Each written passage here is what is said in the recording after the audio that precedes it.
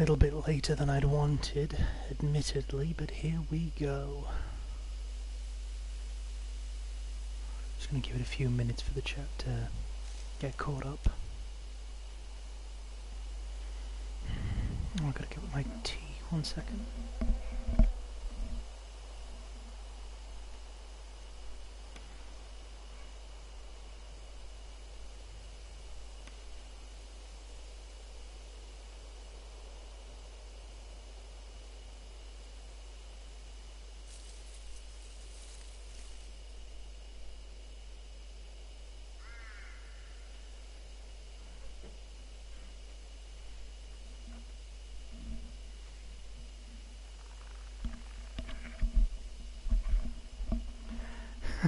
Did you literally just run straight from your stream to this one? Also, I am back. I've got my... Hey, John. Nice to see you swinging past. Hello, hello. Yes, I have got the microphone turned on. That's good.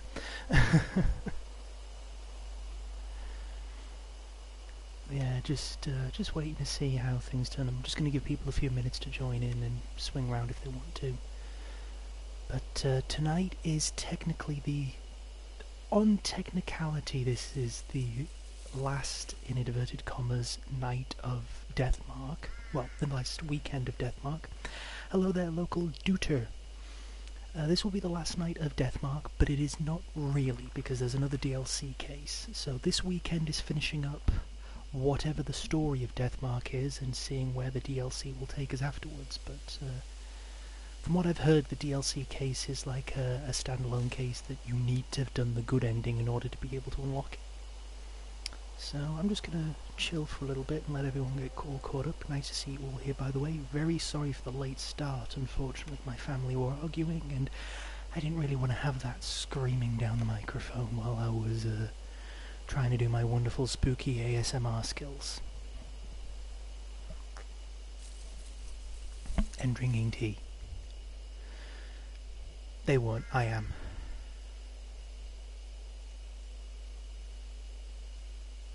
In fact, I actually have absolutely no idea which ghost we're going to be facing with yet, because we have yet to discover what this ghost will be. But, it's strange when I look back and I think about all the other ghosts we've faced so far and everything, the friends that we've made along the way and those that we've lost along the way, like, sadly Mary.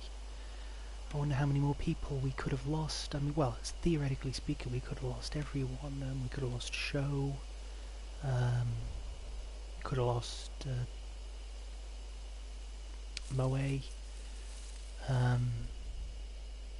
Mashita, I guess. I think it would depend, because certain, like, when Mashita would have had 2 times to have been gotten, as it were.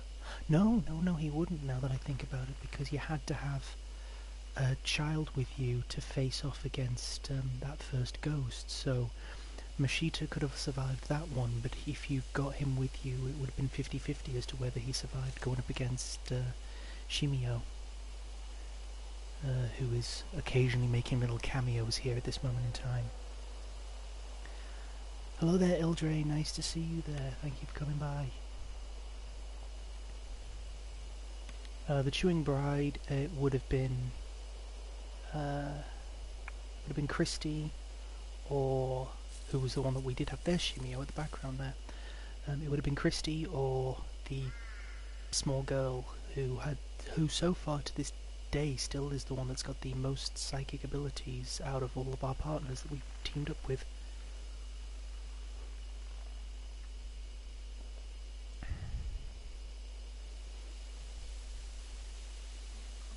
But so far, unfortunately, we're also not much closer.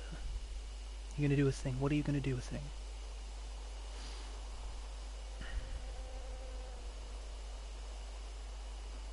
If it's to go doot doot,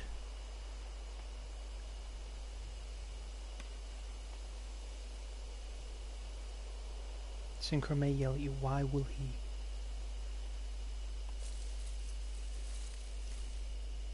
Synchro, can I just double check, you are a moderator, aren't you, just in case that's needed.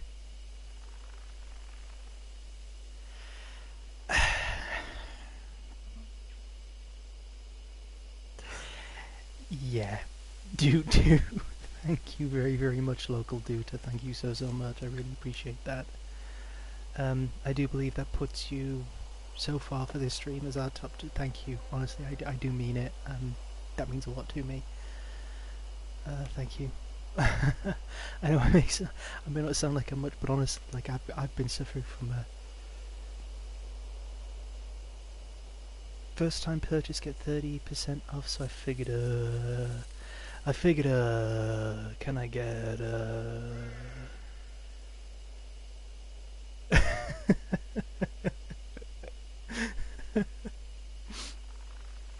I'm going to assume that local Dutra is someone who swung by one of your streams and was able to I'm turning into him now. I'm turning into, can I get a no, honestly, thank you so much. I really appreciate it. It does mean a lot to me. Whatever the contribution is, like even just follows, just promotions on stream. Since I'm incognito of who I am. Ah, so you have chosen death.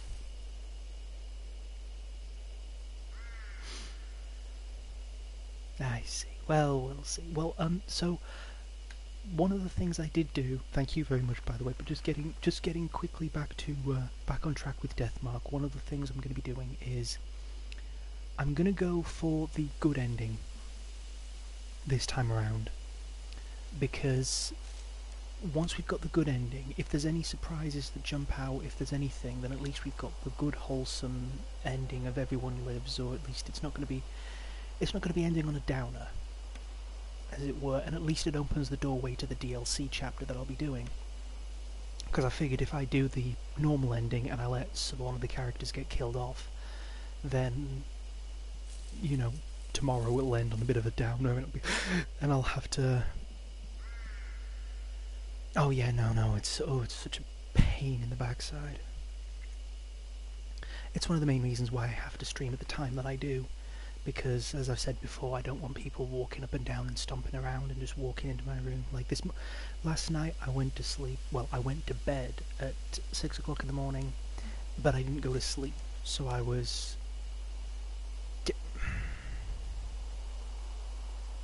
Actually can't afford anything but good, that means that you're not going to be a stray Duter anymore. Excellent, fantastic, wunderbar. Now all we're going to have to do is we're just going to promote the crap out of you on social media, so then that way you can get all of these commissions coming in for people to do Twitch icons and offline pages. We're gonna do it. We're gonna surround you with them. We're gonna do it. That's it now. We have found our revenge. We have found our revenge. We have unlocked the Uno reversal. Hello there, Adrian. Hello. Good to see you here. Absolutely wonderful to see you here. Hello. I keep forgetting what the first means on everyone, but okay. You will kill a spook with your own bat. That ain't gonna work, Chief. That ain't gonna cut it. Sorry, my dude. Uno reversal.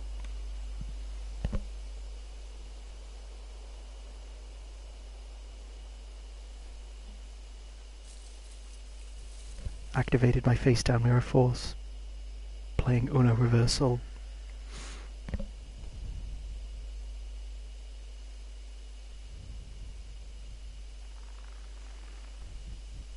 Oh, you foolish mortal, you should know the not safe for work and the insanity of which I share and reblog and subscribe. Wahahaha. You are but tiny little baby to me.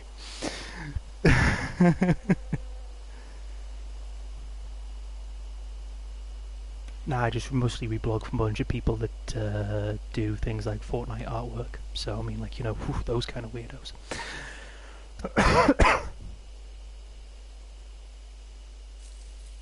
Yeah, no, it's absolutely okay. Like I said, only for the jokes and the humours and everything, so...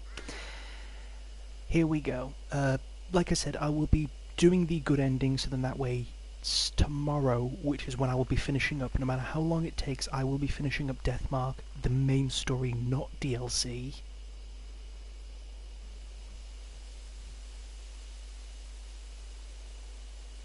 Now it's time to Whoever Killed Mary, yes. But yeah, I'm going to end tomorrow on a positive.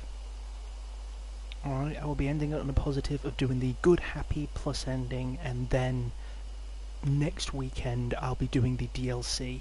I'm hoping to try and get myself a copy of NG, which is the spiritual successor, so then that way we continue on with the weekends of everyone doing streams at random times, occasionally throwing out a bit of Fortnite wherever, and continuing on with the spookinesses on the weekend, because it seems like a lot of you kind of like get to this time of the week and then it's just like this, the spooking skills come out, so and I'm flattered. I'm really honoured that I can do that for people. Do I want to load this save data? Well, it's the one at the top, so onward, upward, and ever onward. Okay, so who was my partner?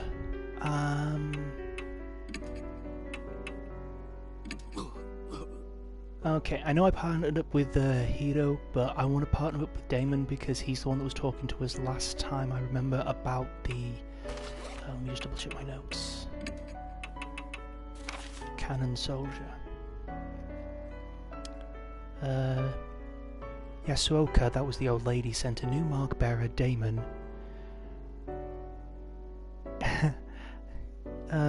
Didn't I just cover? Yeah, he's got a weak constitution. If you actually look at his stats, I believe, yeah, power for dexterity is 15, but he's, you know, I'm at 10.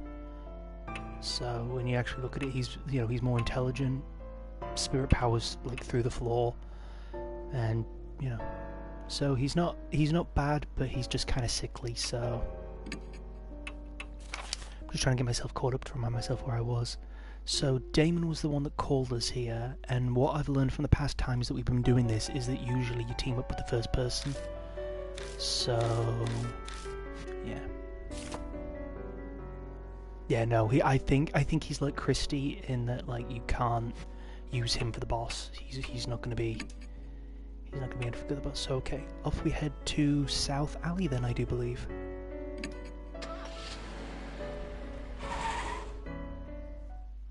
Yeah, no worries, absolutely, by all means and everything, you know, like, the chat can be chill if you want to. It just means that I can then just focus on keeping the atmosphere, because that's important to me, as you all know. I've seen a lot of streamers where they'll, like, talk obnoxiously, and they'll be, like, trying to make their own jokes and everything. Like, there was someone that was playing, I believe, a Resident Evil game, and every time they saw a bathroom, it was always like, oh yeah, take a dump in the toilet, and it was just yeah, it'll be... Yeah, no, that's absolutely fine, but like I said, as long as I can keep the atmosphere of the game, that's what I'm getting at. It's like, I enjoy atmospheric games. I enjoy being able to just let the chat do what it wants, and to throw in contributions, and to help set the atmosphere.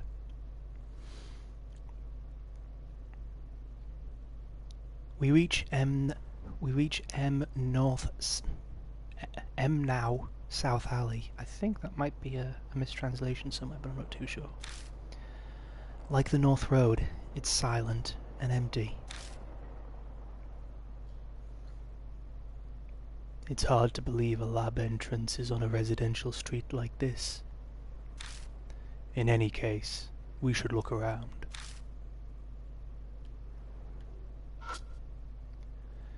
Even though this is a residential area, the street is completely deserted.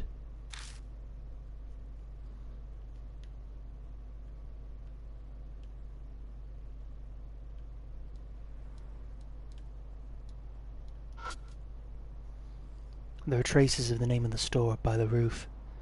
It looks like it's closed now.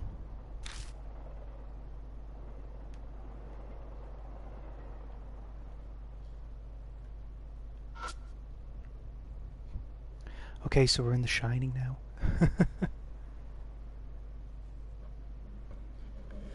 Yeah, that's what happened with my icon. It just had the largest icon didn't match up at the bottom. It had been trimmed off slightly, so the three of them didn't match. and once it was uploaded it worked fine, no problem. There's a manhole. Unlike Kei Miyamachi, this road only has one. It definitely looks suspicious.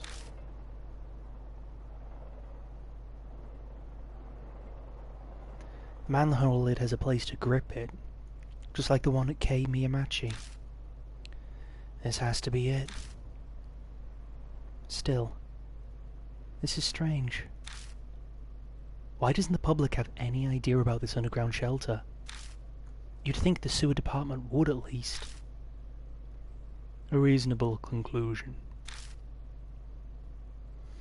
We can assume all info on this place is being concealed by someone. It'd be trouble if it were made public, huh? It's people who used to be involved. Yes, some are still alive today. A certain city representative used to be my grandfather's colleague. The Kujos may not be innocent either. Were they involved somehow? Oh, Ryuz, I'm sorry, that's it. You've announced that you got some food. Well, that's it then. Lynching party for the cookies. Oh, you don't know? After the war, the Kujo head was prohibited from public service. It was because he assisted the army in some manner. So he could have been involved with the lab? If I had to make a guess. This manhole's a Pandora's box for any dignitary with a damaged reputation. I wonder what secrets we'll find. Still, you know a lot about it, considering. I'm interested in the lab myself, though not as much as Hiru is. I've already done some research, but this being such an important secret place, isn't it a little too easy to get into? Not really, video game me. I mean, like, who's gonna just randomly go, lol, there's a hole on the floor, I'm gonna walk down there. True. They're not guarding it. The lid could have originally been locked or bolted shut somehow. That's true. This Miss Zhu might have done away with the restraints.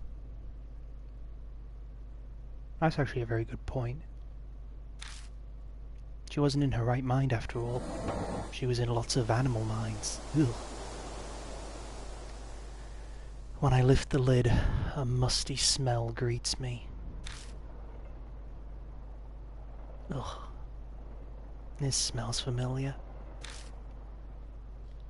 Like the other entrance, the hole goes deep.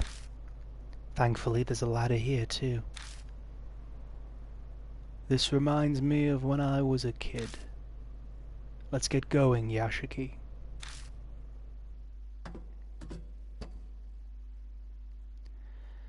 Damon and I descend into the dark world hidden beneath H City.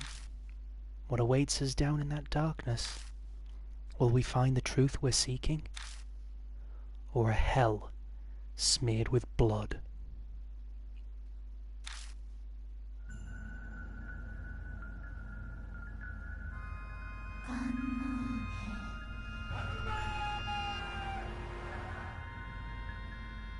Chapter 5, Cannon Soldier.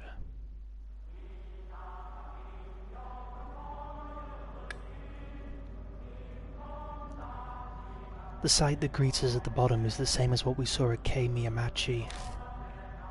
The looming concrete walls and the suffocating stagnant air. We weren't wrong to assume that the two places are connected.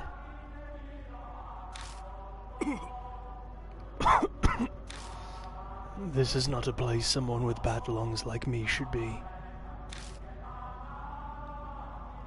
And is that an army song? Hearing that, I feel worse.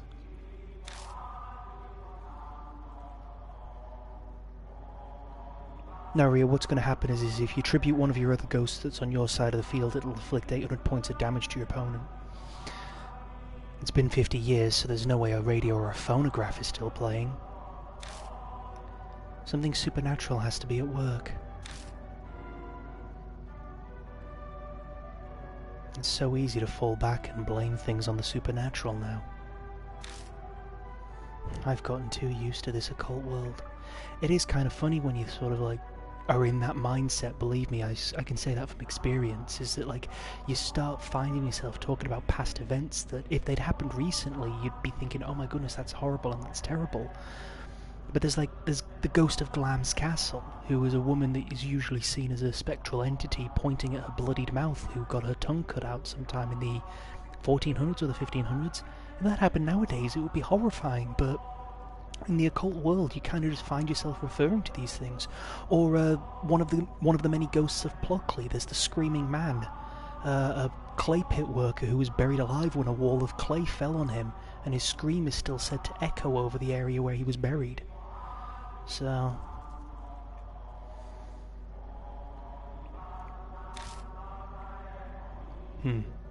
I see. I don't have any spiritual powers, so that kind of thing is beyond me. Oh, yeah, what's that?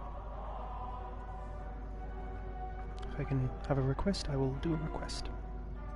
While I am drinking tea.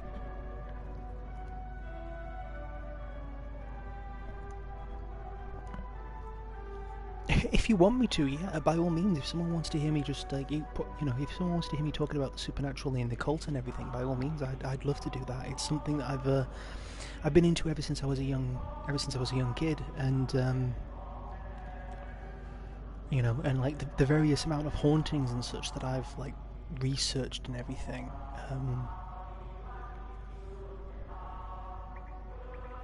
Yeah, sure, by all means. I'm more than happy to voice chat about it as well if people are like genuinely interested in it.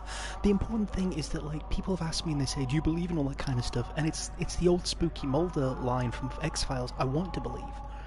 I'd love to believe in this kind of stuff. I'd love to find out.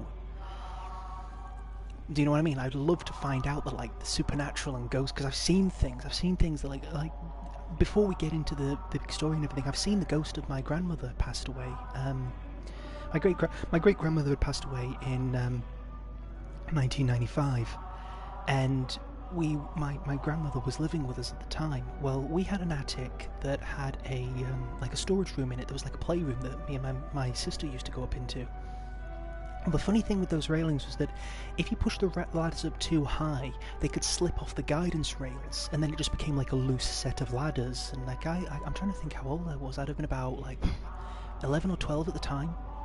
Anyway, I wanted to go up in the attic, and usually my parents said, let us know if you're going up in the attic, and sometimes they would say, oh, don't do it because it's too warm, and they didn't want the heat all coming down or anything.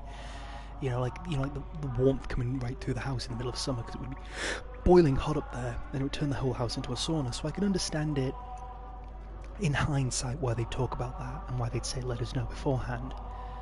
Well, I didn't know that the railings had disconnected from the ladder. I didn't know that had happened. So when I came to pull the ladders down, I was much taller, I was much bigger than my mother, so I had the weight to pull them down if I wanted to.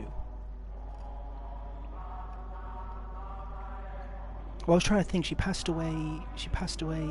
I would have been about maybe 9?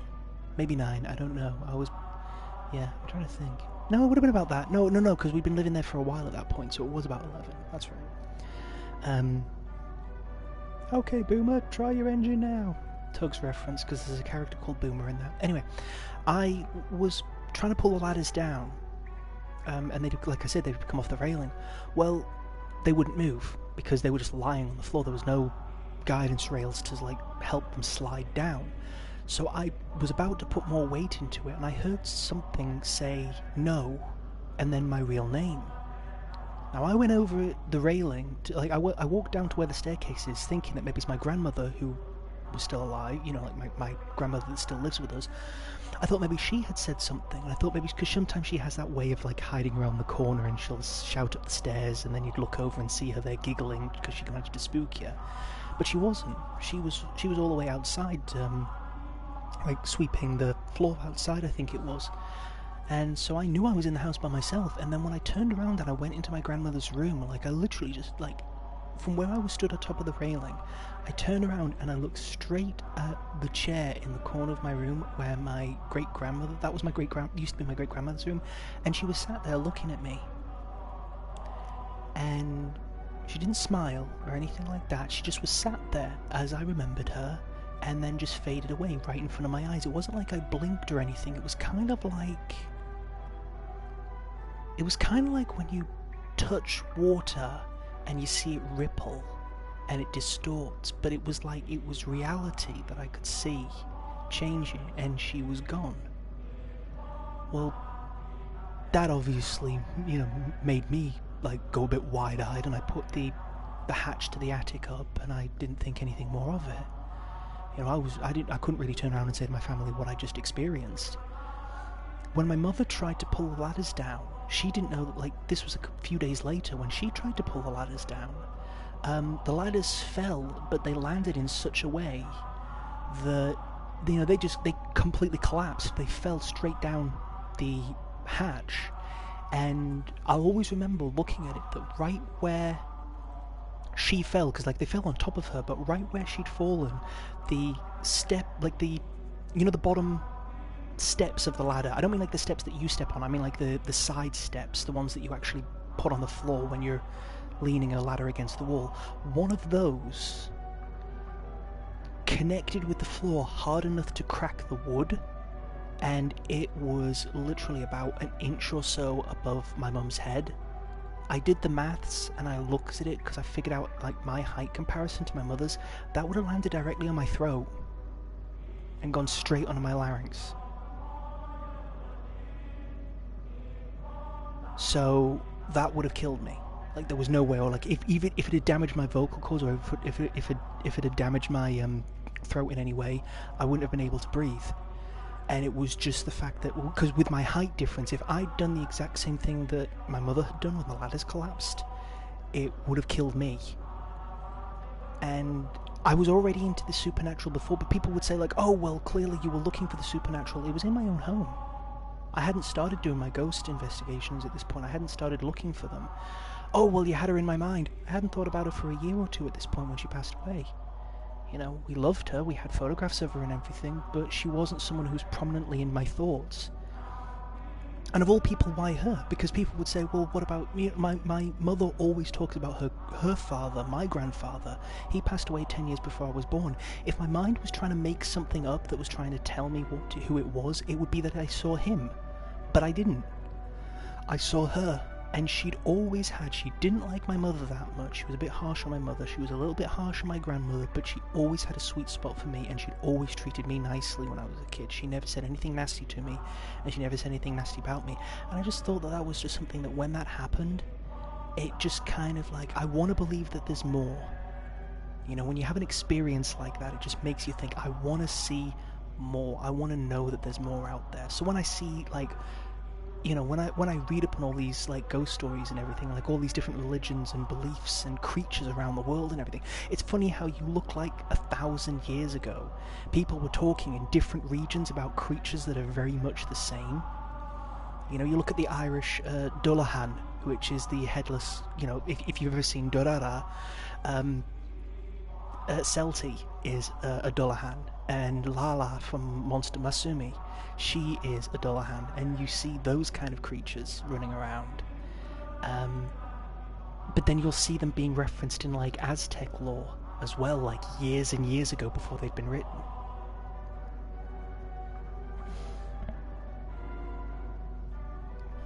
I also had another one where I actually met the ghost of a little girl once, but that was when I was in hospital when I was 15 years old with a viral heart infection that nearly killed me. But what I will do is I'll save that one for another time, so...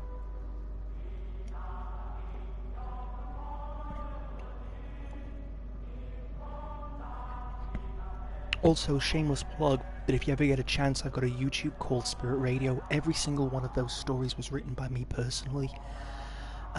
Because people weren't submitting their stories, so I was just oh, hey, yeah, sure, that's no problem. But Spirit Radio is my YouTube channel, and that's where I put a lot of spooky stories. So, And you might hear a few familiar voices. Not that I'm naming names or anything. Elsie Lovelock, Tamara Fitz, Graham Rower, Blackout Cosplay. Oh, and Synchro Revamp, of course. By all means, please do. I've still got plenty that I still need to work on, so yeah, got lots that I've got to do. Anyway, now that I'm into the ASMR spooking skills level, let's get going. I don't have... Also, can I just say, every time I hear Wafflington speak, I always think that he'd be really good for doing a vocal dub of this character. I always think he'd be really, really good at voicing him. I don't have any spiritual powers, so that kind of thing is beyond me. If you say so, then I believe you.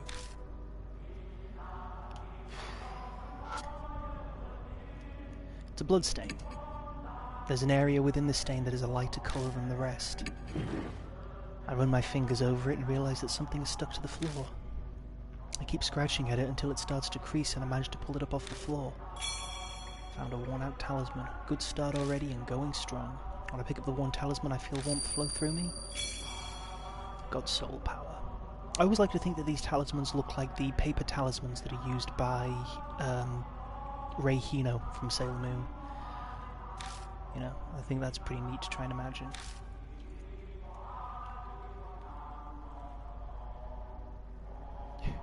Your bird is mastering the spooking skills as well. Excellent, excellent. If I climb the ladder, I can get above ground. Climb the ladder? No, we just got here.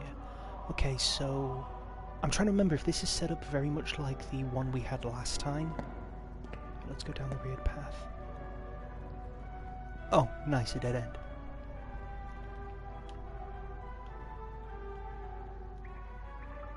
That's a bit worrying. Why are the bloodstains all the way up there? It's a thick iron door. The keyhole isn't rusted. I could open it if I had the key. There are pitch black stains. Is this blood?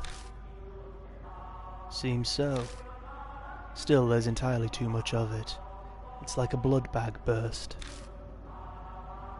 But doesn't that other thing bother you too? Of course it bothers me. I imagine we're on the same page.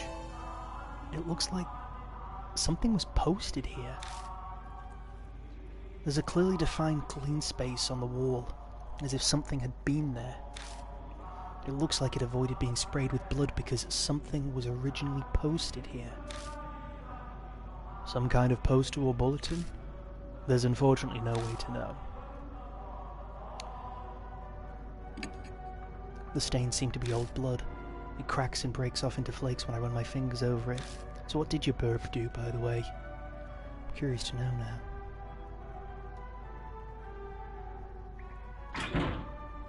It seems to be locked. Okay, so I can't go that way, so back down this way. Burb is literally just like, be scared.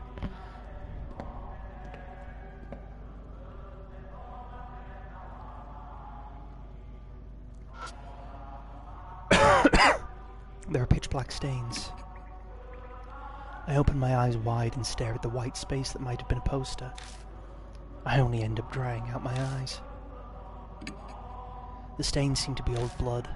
It cracks and breaks off into flakes when I run my fingers over it.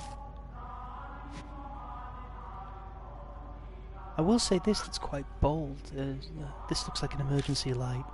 This place is abandoned. Has a power generator been running for all these years? Now, there is one thing that I do like, is that technically speaking, from what I'm understanding about this game, is that it's set, like, this is the part where it's referencing the war.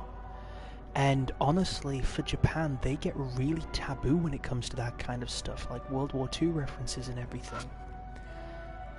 So, this is really impressive that we've come to this point where we can do that.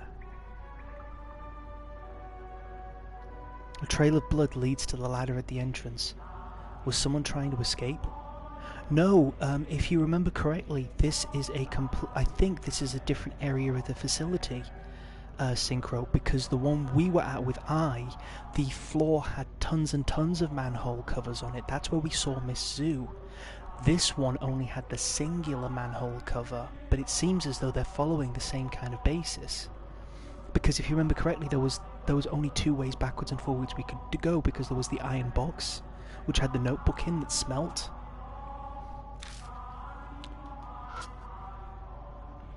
Yeah, a trail of blood leads still there at the entrance with someone trying to escape. Okay, so... Ooh, a crossroad. Move forward.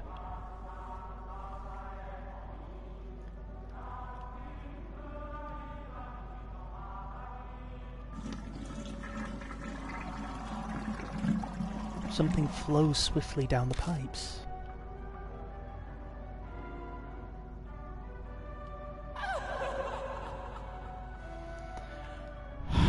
I had missed you guys. Right, hold on one second, because this is the bit that gets me a bit confused sometimes with these maps. This is intersection A, okay? So I'm going to go straight ahead and see if there's anything straight ahead. Then when I come back the opposite way, because I've got to think that I'm like looking from my perspective, I'll want to go left when I come back out of here. Oh, well that's an abrupt ending right there. Right. It's a thick iron door. The keyhole isn't rusted. I could open it if I had the key.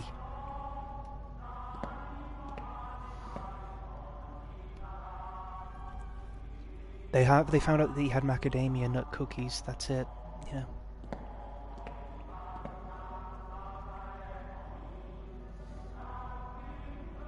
I do love that little detail of the dust in the air though.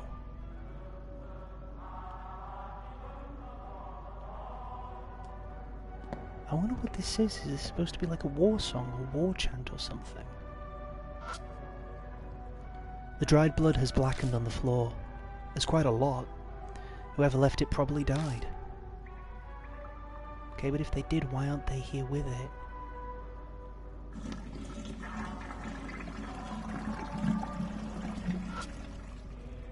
I peek into the waterway and see something floating. Ugh. I reach for it as I hold onto the edge. Somehow I manage to grab it. I found a worn-out talisman. When I pick up the worn-out talisman, I feel warmth flow through me. Got soul power. The worn-out talisman crumbles silently into my hand. Oh, that's fair enough. It looks like this is the dead end. Yeah. Ugh. What a phrasing. Huh? It does look like there's only a wall ahead, but... a breeze? I feel the draft coming from in front of us. But all that's there is a wall.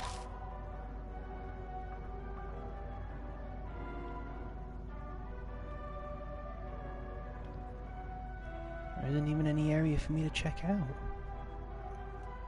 I don't have a hammer. I don't have anything. All my tools got dumped at the end of the last mission. It's always like a brand new start, basically.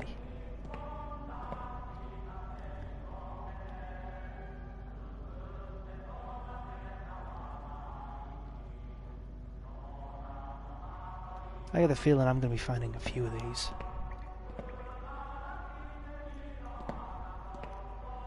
Fire emblem echoes with the dungeons.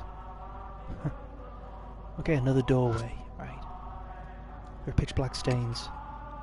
The stains seem to be old blood, and it crackles and breaks off into flakes when I run my fingers over it. I open my eyes wide and stare at the white space that might have been a poster. I only end up drying out my eyes. I'm doing that a lot lately. The other corridor was worse because of all the hair that was coming down the vents.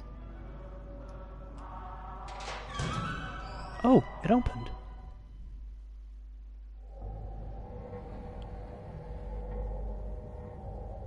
I really wish it hadn't. No, it was the door, thankfully. The air in this room is musty. At first glance, I'd say it's part of a medical facility. It looks like an operating room. And this smell must be... Oh, there it is. Yashiki, sorry, but could you shine the light over there?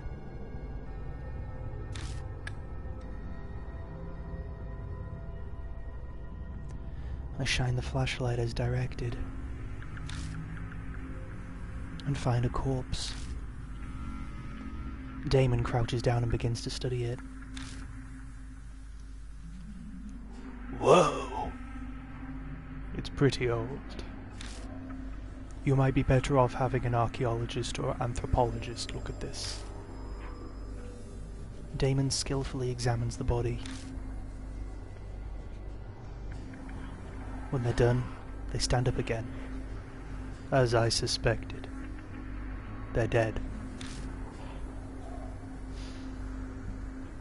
The corpse is odd.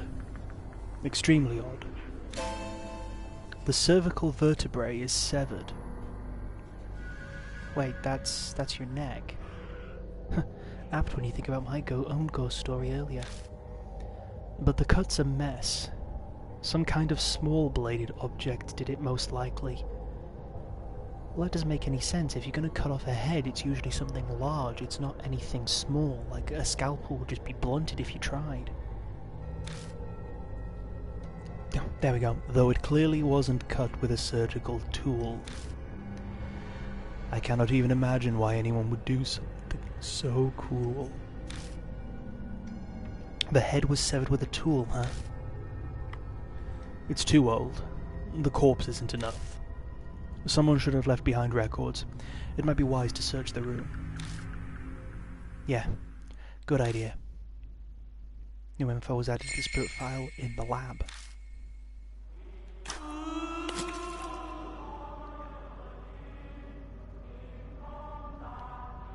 Fuck off, ghost.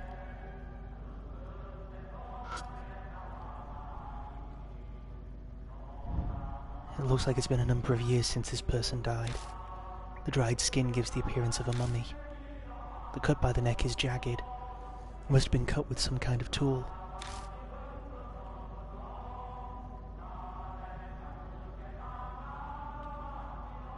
Why is there still light here?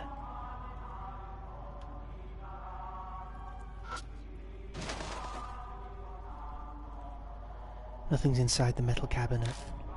I'm thinking that there might have been a ghost that was literally right there, but unfortunately because the torch hit it instantly, it just triggered, so... Oh yeah, nothing's inside the metal cabinet. It's a rusted filing cabinet. It's a well-built metal cabinet. Whatever's inside should be intact. When I open the door, a cloud of dust flies up and blocks my vision. A notebook with a black cover is left inside. Got experimental unit correspondence code. Experimental unit correspondence code. It seems to be a document about cryptograms. Inside it says Canon. Weapons code name dash dot dot dash dash Morse code. Heavenly Buddha Project's code name dot dash dot dash dash dot dash dash dot. Oh, it's... Okay. Soul. Human heads used as materials. What?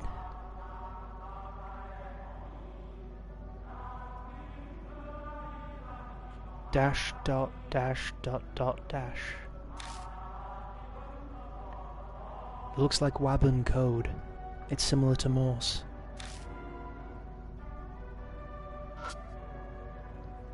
It's a cabinet with a glass door. I open it and search inside. I find a notebook titled Research Records and a small gun. The notes have deteriorated, but I can just make out what they say. 70th. Next experiment, Asura statue, or Ashura statue. Connect male body and female head, success. Then a natural phenomenon, spirit, frequent, Hard continue experiments.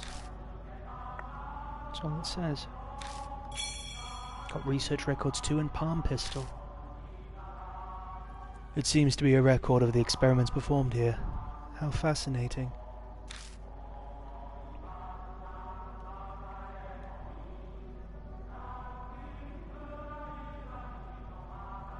Well, there really is nothing else here. I'm going to double check those notes again, because this game seems like it's being tricky with the notes after being with, what do they call it, Miss Zoo and her little notes. I keep trying to check them. Right, so, as for a statue, male body and female head. Supernatural phenomenon, blah blah blah.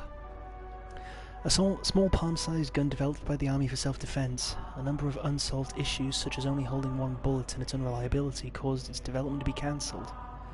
Oh, that's like the Micro Patriot pistol that was being developed by. No, sorry. I think it was like a reference to the Easy Gun or something. There's a small handgun that's used in Metal Gear Solid. Yeah, there's a small handgun that was used in Metal Gear Solid 3. I think it's called the Easy Gun. That's based on the real-life gun, the Patriot, not the Patriot in Metal Gear Solid 3, which is based on an M16A1. Yeah, figure that one out. Oh, this is a Patriot. That's not a Patriot. No, that's the Easy Gun. No, that's a Patriot. Right, so canon is dash dot dot dash dash. Heavenly Buddha, it's the longest one, so dot dash dot dash dash dot dash dash dot. Soul dash dot dash dot dot dash. So that's one dash at the front and then two dots, or numerous dots and a dash is canon. Right, so if it starts with three dots, it's canon. If it starts with one dot and a dash, it's Heavenly Buddha. If it starts with a dash and a dot, it's Soul. Okay, I'll keep it simple like that, unless it's going to be something like letters or something like that. Right, let's get back out of here then, because it was just a straight walk down, because since I've checked everything on the left and right, when we get to the crossroads, I can just go straight ahead. Yeah, like here. That's crossroad number 1.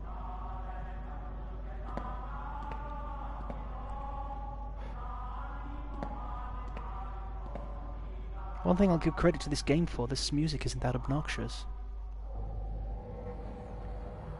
When I step in view of an iron door that appears before me, the air clearly shifts. Goosebumps rise. A presence is approaching. There's an incessant beeping like from a telegraph. Let's keep going. I shrug and keep moving forward. I'm so smart. Live or die. The beeping becomes gradually louder, almost as if it's trying to tell me something. Dash dot, dash dot, dash dot, dash dot. Sequence dash dot just keeps repeating this code. What in the world does it mean? It was, bugger, it was that one, Soul. The head. It's the one with the head. 1958. Oh hey, the year that my car was made. I hear a quiet voice. Point to your soul. You mean my head? Point to my head? Yeah, point to my head. It said soul equals...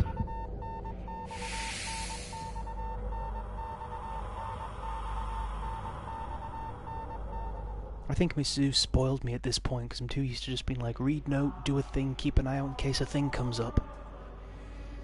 The beeping suddenly stops. I think it's also because we're at that point in the game where we're getting really used to the supernatural. It's seriously amazing. A real supernatural event. Damon seems pleased. I'm glad you enjoyed it. I'm sure this'll happen again, but there's no need to tell him that. Is it safe now? Fuck if I know, mate. I mean, yeah, probably. Then let's keep moving. They're pitch black stains. I open my eyes wide and stare at the white space that might have been a poster. I only end up drying out my eyes. I do really miss the ghosts that would do the random jump scares. I know we've had like 2 so far, but I'm like, no, I want more jump scare ghosts. Oh, this one's open as well. Okay. It's set up the same way as that operating room. This place may have been used for the same experiments. I hope they're experiment notes. Now, let's get searching.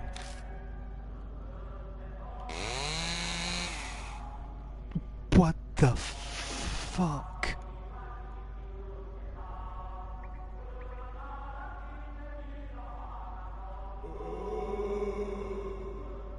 What the fuck?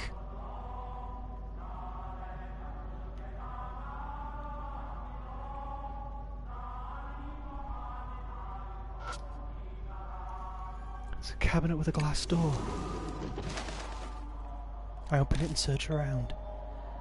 I find bells attached to a handle and a notebook with a black cover.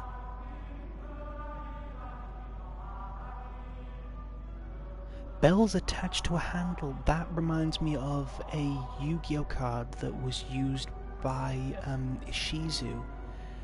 It was an equipped spell that she had that she used against one of her monsters, and it powered up fairy type monsters or something. It's some sort of tool used in purifications or something in Japan. I wish I remember what the heck it was. It's titled Disposal Vat Magment Record. I flip the cover open. Dispose 200 super dimensions, suddenly iron door half spiritualized. Hypothesize focus mystical forces, need sacred object to erase. Safety valve release code diamond. There's nothing else written. Got the Kagura Suzu bells, a disposal vat magnetum record. What in the world are these notes going on about? Disposal, half spiritualization? I don't understand half of these words. Plus those bells I found don't fit this place at all. I close the notebook and put it in my bag. Just then, something tangles around my hand. Huh? It's a thin thread. It seems to be human hair. It glitters pale gold in the light. What? The mark starts sucking at my blood. I ignore it and instead stare at the shining hair as if being pulled in. It's odd, but I get the real feeling that this moment... No. It's here. This place.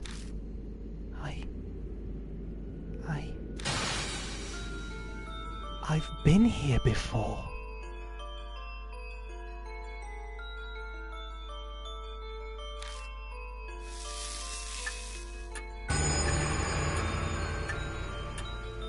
The mark's color grows more vivid. A few hours left until death closes in.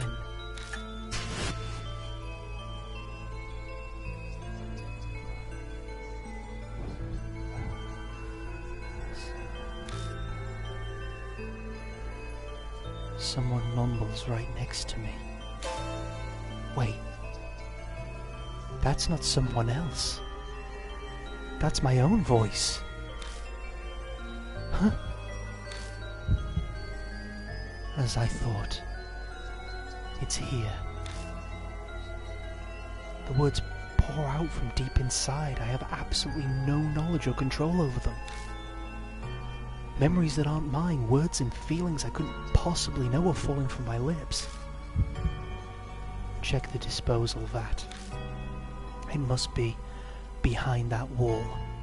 Felt weird when standing in front of that wall. Yashiki? What's this all of a sudden? The instant Damon speaks, the voice stops. It's nothing. I just remembered something important. Are you honestly alright? Those were some rather odd mumbles. I'm honestly amazed because this is our first clue of us. Remember, we don't know who the heck we are. Yashiki isn't even the name. That's just a random name that we chose. But this is the first clue to who we, as in the player character, is. I'm fine. Really. Just spaced out for a bit. For better or worse, Damon didn't clearly hear what I was saying. Huh. Still though, that voice. Could it be that my old self, the one I lost along with my memories, was talking to me? The feeling I got when I saw that golden hair. Maybe that's what triggered it. I haven't heard that other guiding voice for a while now. I guess all I can do is rely on my old self.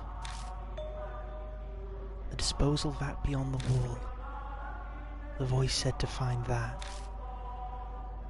New info was added to the spirit file in Lab 1. Let's finish looking up around here though. It looks like it's been a number of years since this person died.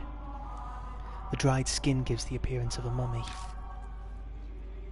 The cut by the neck is jagged. It must have been cut with some kind of tool. Let's double check what I've got then. A bell used in ancient Shinto dance rituals. It has 3 sets of small bells, 7, 5 and 3. That's clever. It avoids 4, which means death in Japan. Also called a Miko bell. It's meant to be used by shrine maidens. That is a clue then. We're gonna have to use Hiru. She's the only one that can use that bell.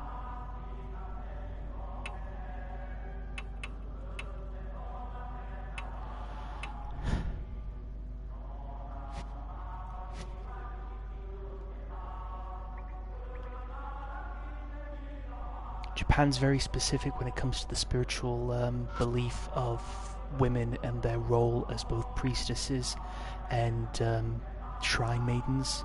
So if it's supposed to be used by shrine maidens, it means it is supposed to be used by, you know, by females and not by us, which means that I can't use it while Damon's here.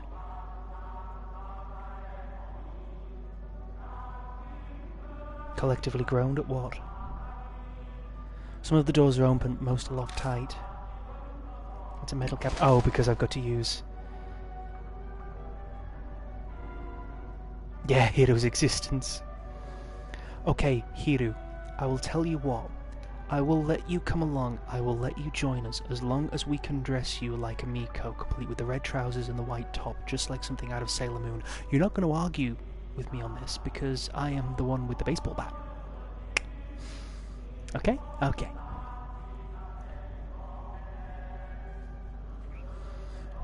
Hello there, Amoeba. Glad to see you here. I search the ones that are open. I find a notebook titled Research Records and an army short sword. The letters in the notebook have faded, but I can still read it. The experiment miraculously succeeded. This divine protection. I spotted. Thank you so much there, Emmy. I really appreciate it. Thank you. The Ashura statue donated from H Shrine, created by a line of statue makers. Wait, does that mean that the shrine where we went with Mary, that's where the statue was? And was it made by the Kuro family? We had the tools, remember, that were creating dolls and such.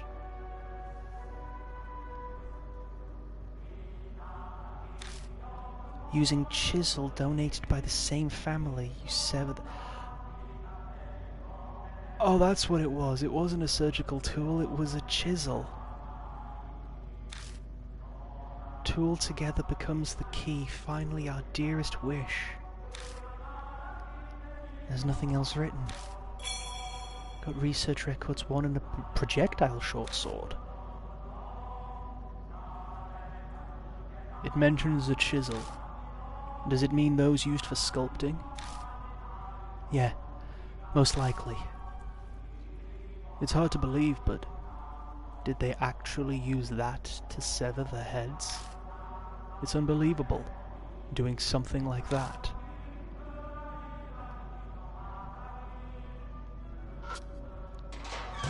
I open the wire mesh door and peek inside, but I don't see anything.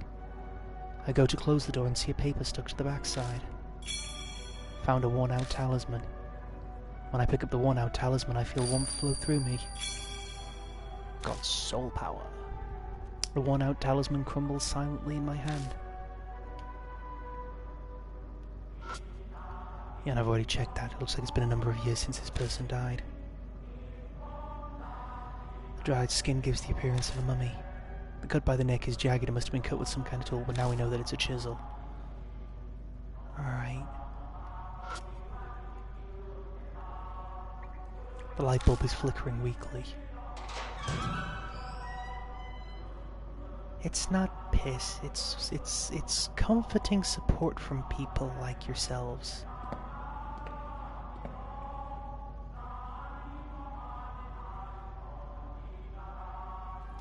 Left then, wasn't it? No, because there's a door there. Yeah, it seems to be locked, right? Okay, so it's back down this way.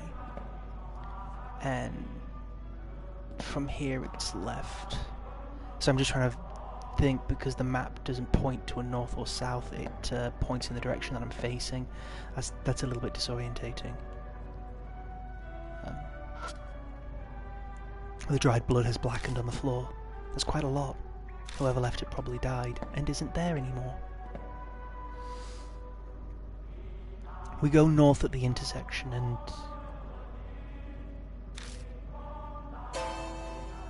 Huh?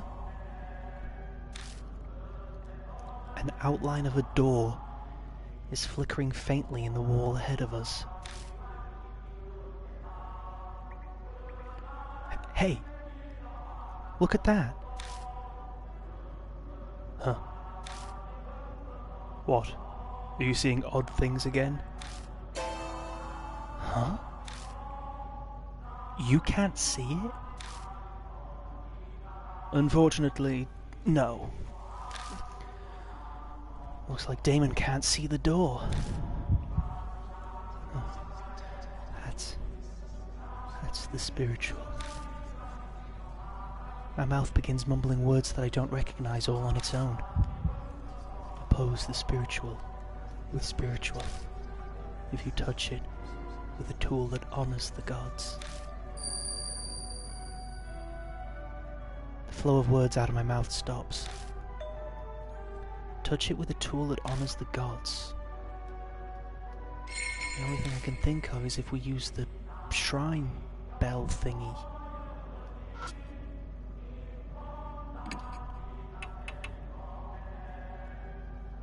I don't have to ring it, just... Yeah, well, we don't have a chisel. It talks of a chisel, we don't have a chisel yet.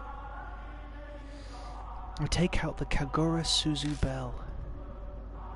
Is just touching it okay? No. Have to. Strange words spill from my lips again. It's the priestess's tool.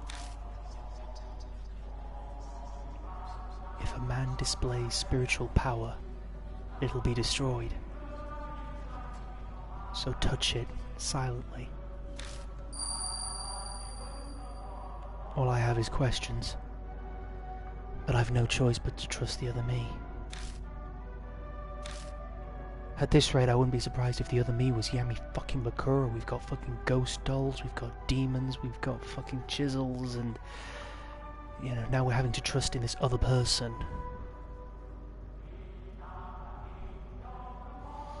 I touch the bells to the door carefully, making sure not to make any noise.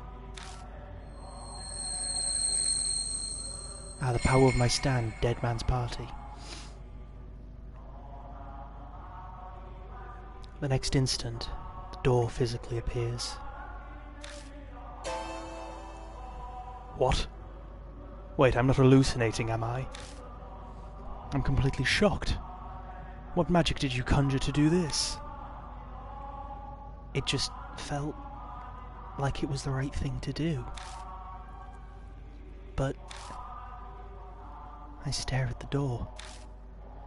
I sense an alarming presence.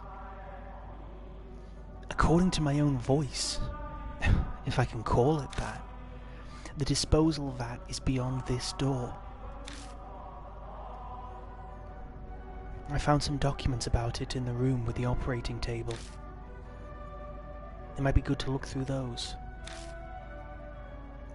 Let's be careful. That place is giving me a bad feeling. Okay, right. A prototype weapon developed by the army in the shelter. A spring was installed in the hilt, but it's so flimsy that it's destroyed after one use, so it was never officially adopted.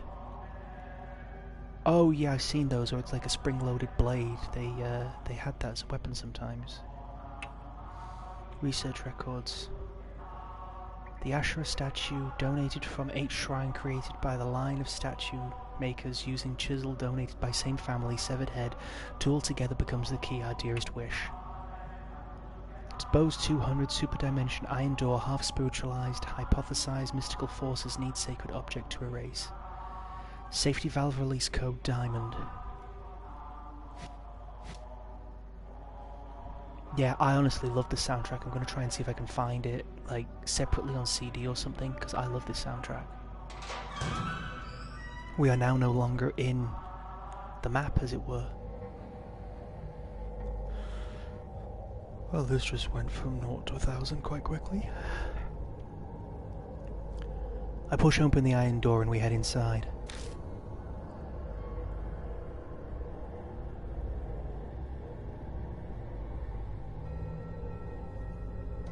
Chose the second one. Oh no. Whoa. This is amazing. On the other side of the door is a large, empty area reminiscent of a vault. Is this the disposal vat? It should be, but...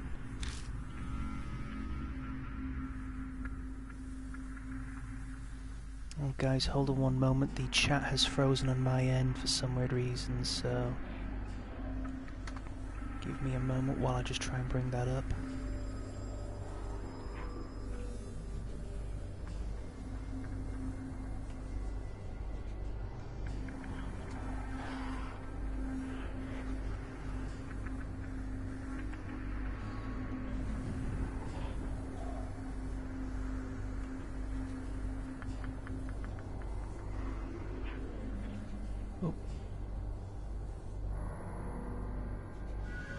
Having a few bits of technical issues here at this moment in time, it would appear. Don't worry, I can't see the stream chat, so you guys are going to have to talk amongst you apparently. But my laptop currently has decided I just don't want to connect to the internet. I'm just not going to do it. So while I'm here, I can still see you. The stream is still running. Everything's going fine, but I can't see a thing. My Discord's down. My Tinternet is down. It's all gone down. Everything's down. Down, down, deeper and down. Doo-doo-doo.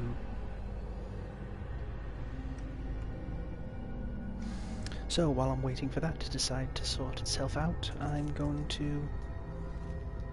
Well, I suppose I'm going to continue with one of my stories then. At some point, though, could someone take a print screen of the chat just so I can see what's being said in my absence? I'll let you guys know when it's all working again. But no, when I was 15, I had a problem with my heart. It was a virus that had infected it, and as such, I wasn't doing so hot. And it was over Christmas time, and I was told that I had to stop in. The physician said that it would be wise if I did.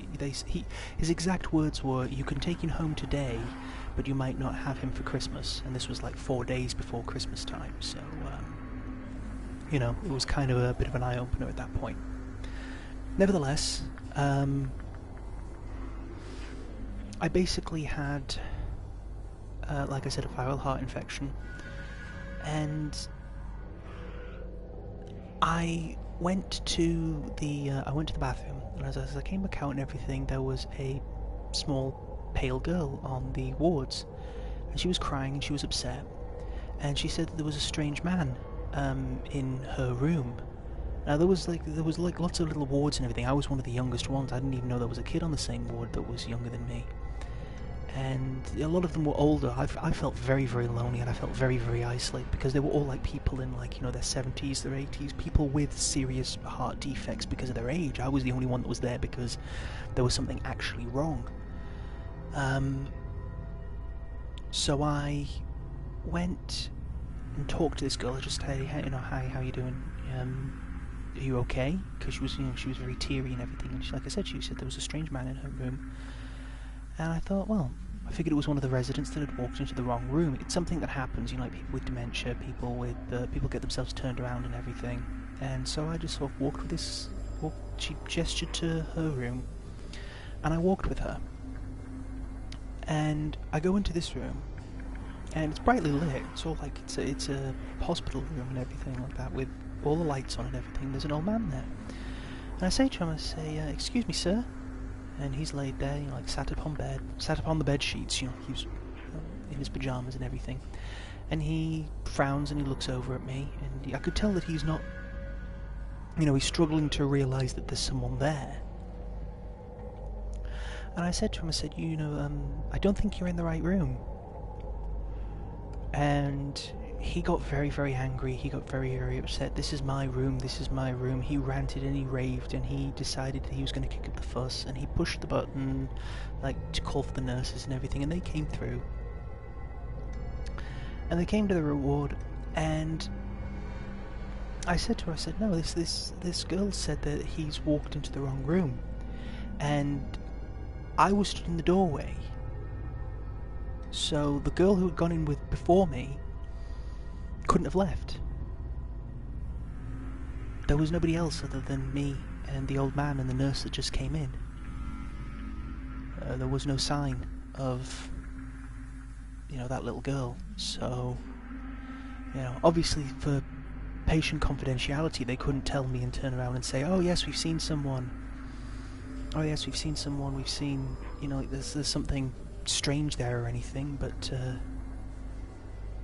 yeah, it was just a very strange experience. I didn't know if it was a small girl that was just winding me up. I don't know if it was someone that had already passed away, but obviously I got no answers in that case, and thankfully, obviously, I got better, and I went back to life as normal. But that was 2 brushes with the supernatural that I had, directly anyway.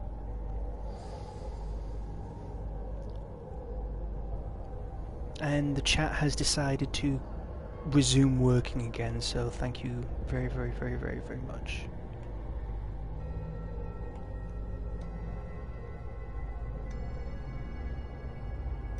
Screaming about a commission, yeah.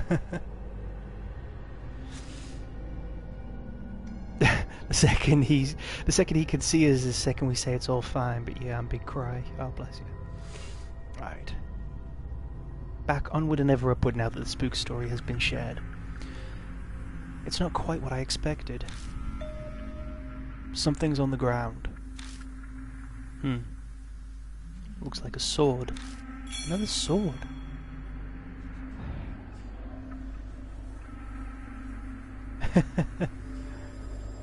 Got rusted army sword. You want to save it for the VC, don't you? Well, don't worry, I will be having a VC after this playthrough, just so that way we can enjoy all the spooking stories together. I take what Damon picked up. Oh my god, my Wi-Fi. Oh no. Oh, big mood. Well, if you guys are wanting to be in a you guys, don't forget, you guys can always be in a VC, like, and just occasionally chat with me there. Like I said, I don't mind, as long as the chat doesn't die horrifically, I'm fine. Okay, yeah, that sounds fine. Yes, having a chat tomorrow would be awesome. I shine the flashlight around the area.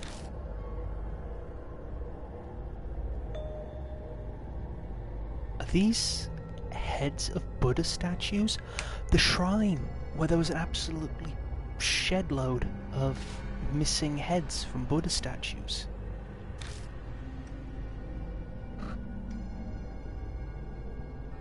Understandable.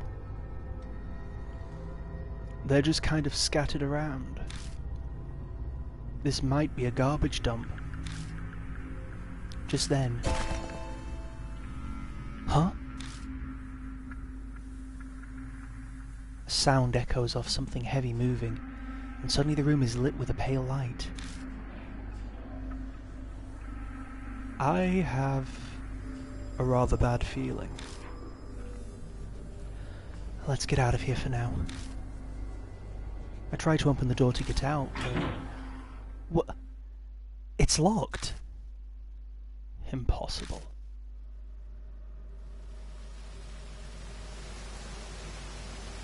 Huh?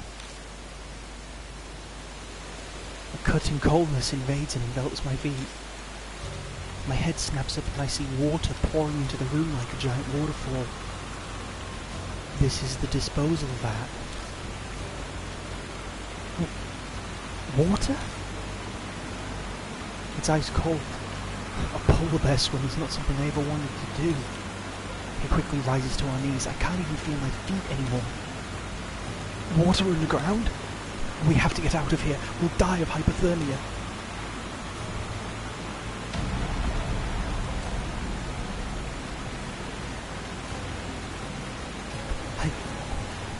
I have to remember what was written in those documents about the disposal vat.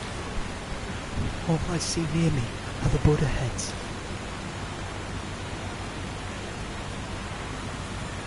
Diamond.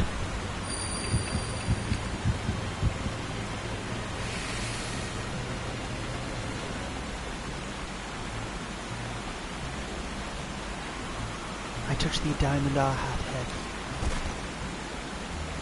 There's a heavy shudder in the sound of movement. Then the pool and water suddenly starts sweeping in one direction, down into a drain.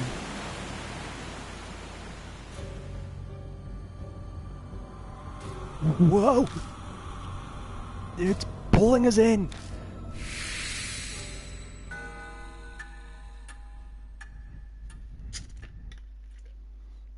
Quite appropriate. I'm just going to take a quick drink because, you know.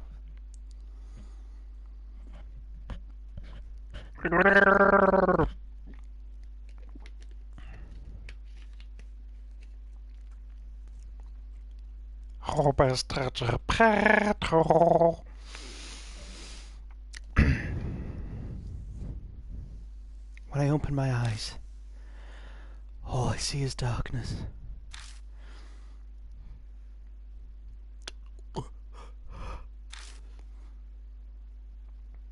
I quickly lift my head and rub my eyes. My vision slowly comes back. This is an intersection in the underground shelter. It looks like we were drained out with the water and flushed down a pipe. We were lucky. I very nearly breathe a sigh of relief. But then I remember Damon. That's right. Where's Damon? No need to be so worried. Huh? I don't think that's Damon, but I don't know who the hell this is. Oh. So it's you. It's been a while, you sneaky intruder.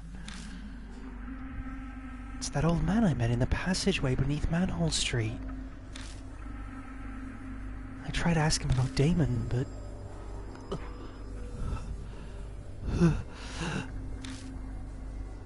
My jaw is nearly locked and my voice is gone.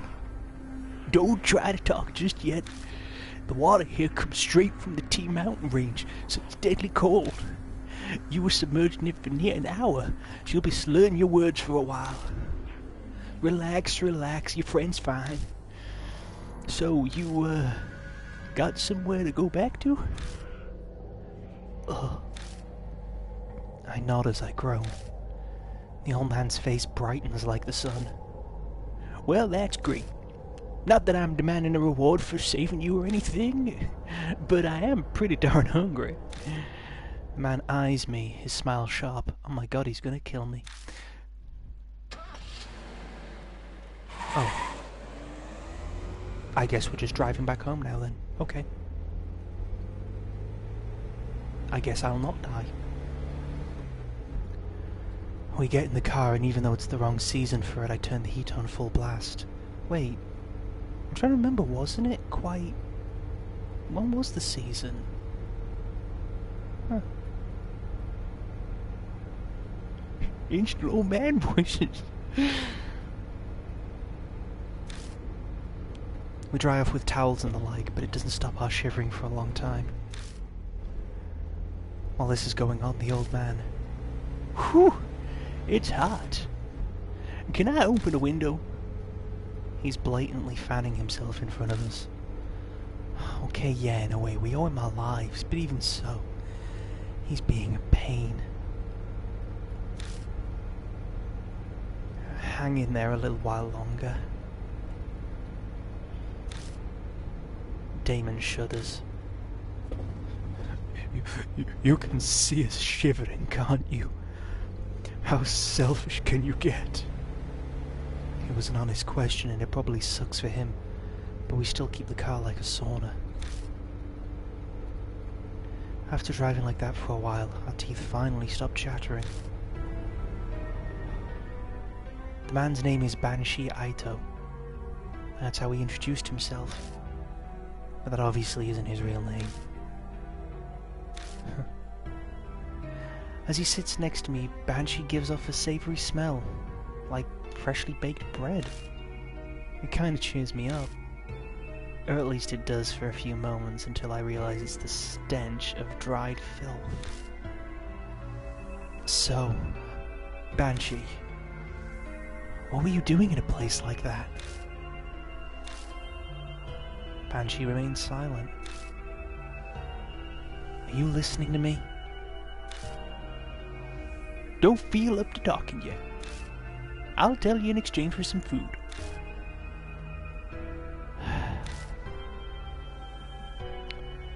I shouldn't be surprised. Life's rough.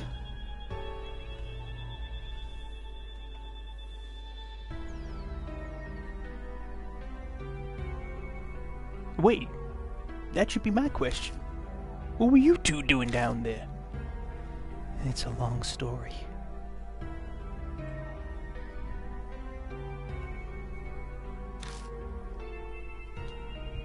I summarize everything we know about spirits and the mark until I catch up to when we meet him in the underground shelter. So that's how it is, huh? He nods vigorously to himself. I wonder if you... Oh, wrong one. I wonder if you truly understand, old man. Damon's doubts are reasonable, but Banshee waves a hand dismissively. Of course I do. Who do you think I am? A terrible grudge is mucking up that underground shelter, and you guys are wrapped up in it now. His story suddenly sounds fishy. A grudge? Banshee? Do you know what happened down there? I said I'm not talking about that yet. I was born into a noble family, so I've always had the ability to see things others can't. I stake my name, Banshee Ito, on it, so y'all can trust me. There's a terrible grudge swirling there, and you've gotten swept up in it. He's got nothing to base his claims on. But I get the feeling he's on the right track.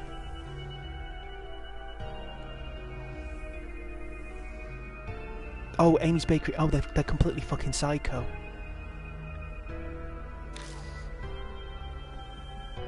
In that case, oh noble Lord Banshee, would you tell us, how do we overcome that whirlpool? Banshee replies with a magnanimous flourish. That should be obvious. Whirlpools always have a center. You've got to find that. The center? That swirling grudge in the spirit thing. Is that what you called it? The birth of the spirit. The heart of the curse. Something like that should be left within that there swirling grudge. If you look for that, I'm sure then... He trails off. He gazes at the dark road, his mouth hanging open. It's like he's run out of batteries. Then, what? What will happen? The black sky simply goes on forever before Banshee's eyes.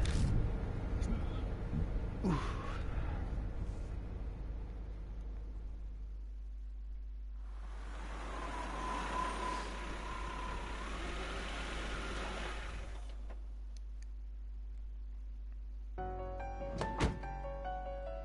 Oh, that reminds me, Yashiki. Banshee calls out as soon as we enter the garage. Take this. Just a little symbol of our friendship. God, underground shelter key. Is this a key for the underground shelter? Okay, that was fucking obvious. Mm-hmm. Found it when I was popping in and out from that place. I held on to it. But I'll lend it to you for now, Yashiki. He just picked it up. Why is he acting like it's a favor? But I have no reason to refuse him. Thanks. I'll borrow it. You.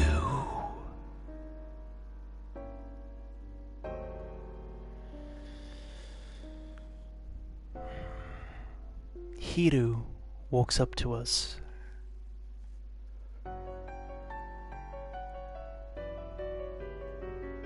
You know, Hiru, you have very beautiful hands, but your heart is ugly.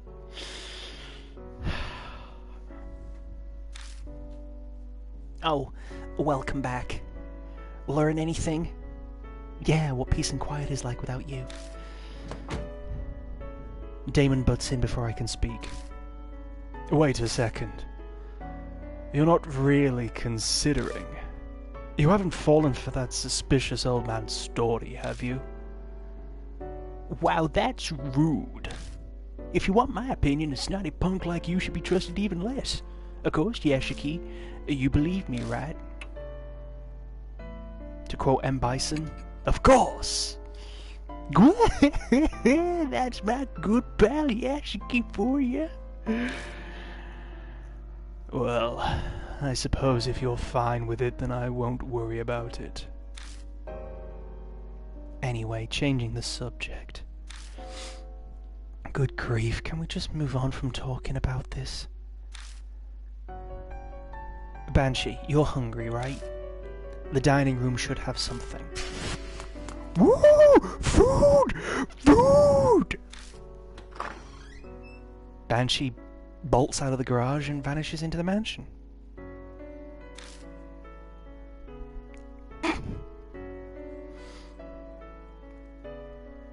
Hiro gives me an exasperated look.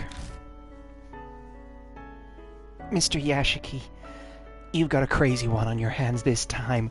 Oh, contrario. You've got a crazy one on your hands. I'm gonna stay in the van. Y'all can deal with that yourself. I'm out.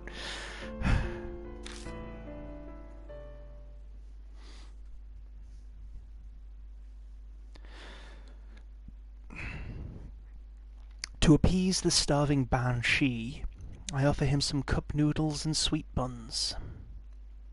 Funny, I thought the only way that you usually dealt with banshees was you gave them your devotion and your soul. So, cup noodles and sweet buns is a pretty good trade-off.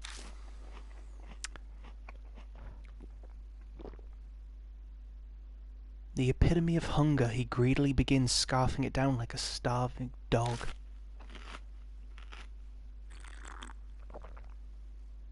That was enough for 10 people.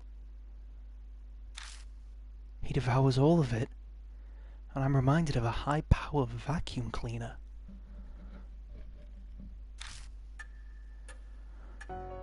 Excellent! I'm done.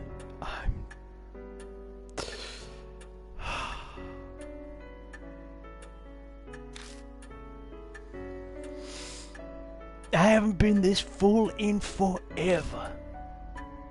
Ah, glad to hear. Mind answering some questions? Why were you down in that shelter? Well, that's an easy one. Because it's my home. What? Been living there ever since I found it 10 years ago. It's not too shabby a place. Keeps me out of the rain. No damn brats messing with me.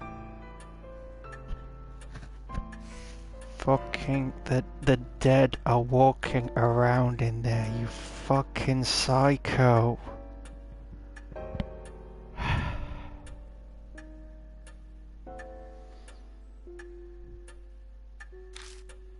Though it gets mighty cold in winter,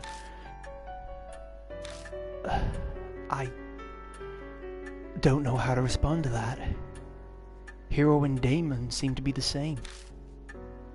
It was a paradise for me because no one knows about it. Until a weirdo showed up 6 months ago. Some woman doused in perfume. It was winter and I don't like stirring up trouble, so I just stayed away. That must have been Yasukawa. Zukawa, there we go. I nod. That is my thought as well.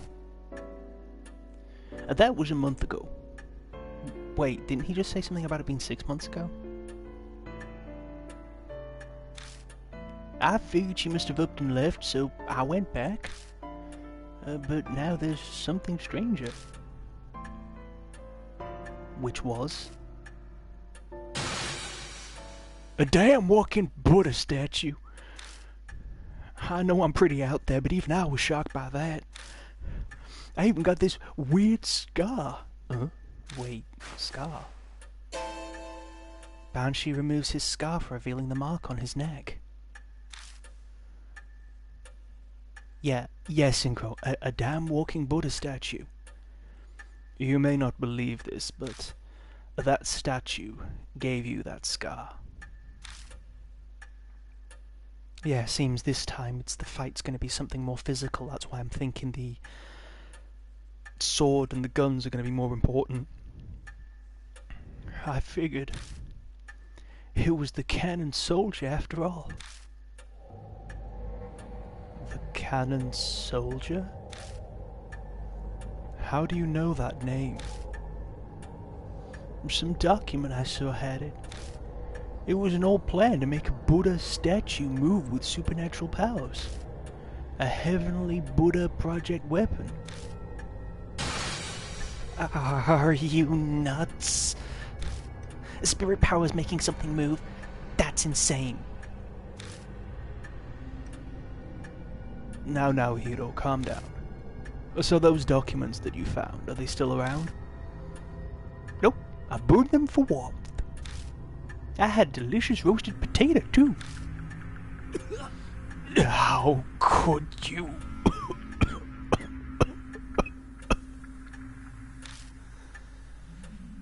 Maybe take your own advice, Dr. Damon. Our measure of common sense seems to be rather different than this strange old man's. It's fine. My noggin works differently from most people's. I got it all memorized. As you say. Just tell us. We need to know about that project.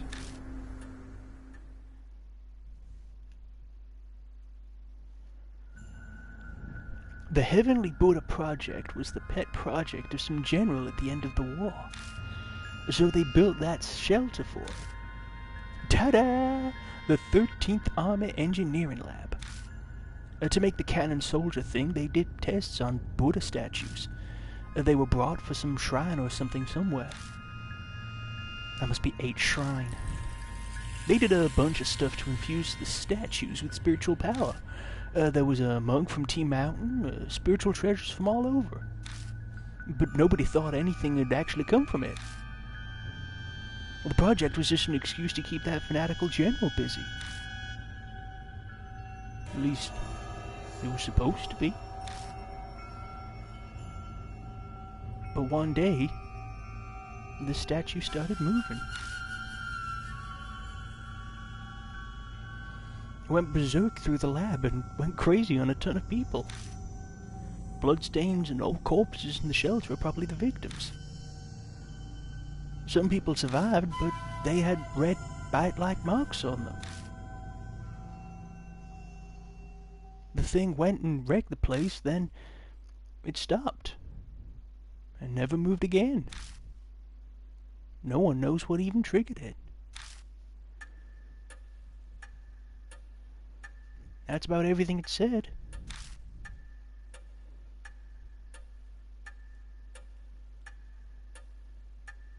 Hiro and Damon are as white as a sheet. I probably am too. It's a hard story to believe, but he has no reason to lie to us. I think he speaks the truth. What? Are you kidding me? A statue going around killing people and cursing them? Impossible. You're leading the front, lady. Then how do you explain the mark on his neck? Logic would dictate that the moving statue he saw was the cannon soldier. The dormant soldier suddenly starts moving after 50 years. That might be the cause of mine and Hiro's marks. What if you flip that, though? Both of your grandpas got the mark from the cannon soldier. When the soldier stopped moving, their marks disappeared. But when it started up again, you got them because you're their descendants. If that's true, then the children inherited their parents' fate.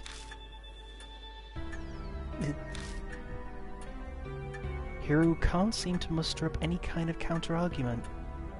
I think she's in shock. I want to ask you something, old man. You say the cannon soldier stopped moving 50 years ago. But why? I think it was, some spiritual person used a thingamajig to do something. So you have no idea. It's the most important part. Try to remember. It's not that easy, son. The mark might have made me forget. Taking his age into account, it's more likely just completely slipped his mind. It seems we must defeat the cannon soldier to be free of our marks. We'll have to figure it out on our own, if he can't be of more help. You seem pro at this, Yashiki. We'll be relying on you. I don't have spiritual powers or anything. Fucking bullshit, you don't. But you've already faced down 4 different spirits, haven't you? A normal person wouldn't have survived. Ugh. Now that he says it, I guess he's right. I have been hearing a mysterious voice a few times, and having weird premonitions.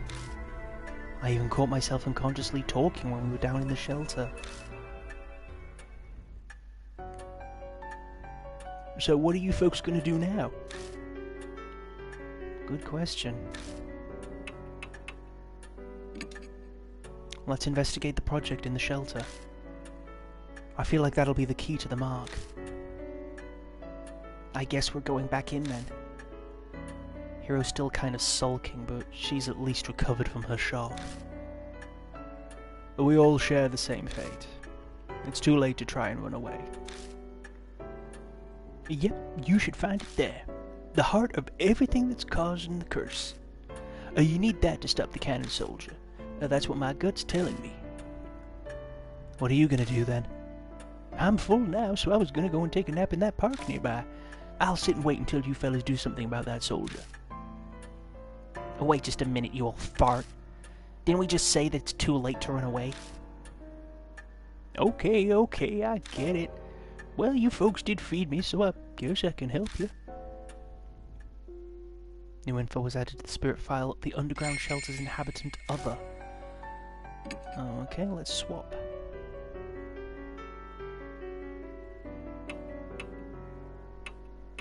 Time to team up with Banshee. I would team up with Hero, but I'm thinking that she's completely out of her depth. I'm only going to use her for the final fight.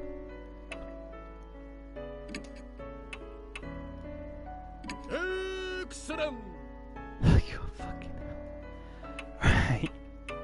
Okay, well, very quickly I'm going to save the game. Normally I would be stopping it around about now, but I want to keep going because I was a little bit late starting. And I want to get this. I want to get to another point because this feels a bit chunky at this turnaround.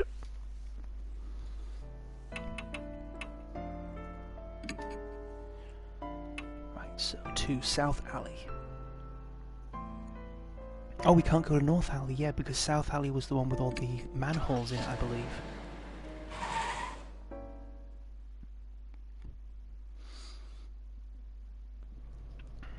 Yep, here we are, we're back here again.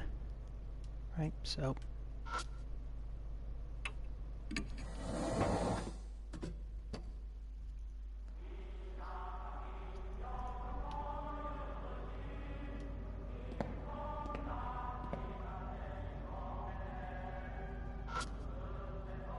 It's a thick iron door. The keyhole isn't rusted. I could open it if I had the key. Open the door with the underground shelter key. There are pitch black stains. Oh, that's the place with the war propaganda posters. They got some interesting slogans. Slogans? On posters? Hold on. What the hell are you talking about? If you squint real hard, you can see them. See? See what? The words on the posters that were put up here forever ago, of course. I told you earlier I was born into a family chock full of spiritual power. So I'm good at seeing spiritual stuff.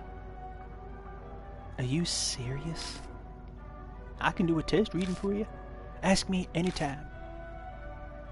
Banshee laughs. But can I really believe him? Banshee stands in front of the dark stains. 100 million honorable deaths. The land of the gods is indestructible.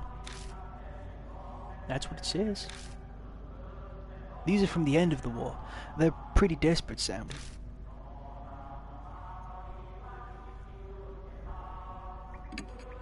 The stains seem to be all blood. It cracks and breaks off into flakes when I run my fingers over it. Okay.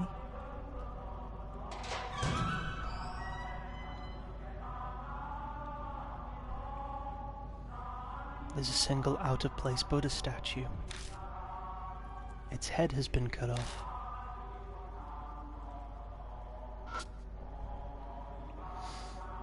It's a Buddha statue, and the headless Buddha statue is covered in dust. There's a talisman stuck to the neck as if it's taking the place of the missing head. Found a worn-out talisman. When I pick up the worn-out talisman, I feel warmth flow through me. Got soul power. Worn-out talisman crumbles silently in my hand.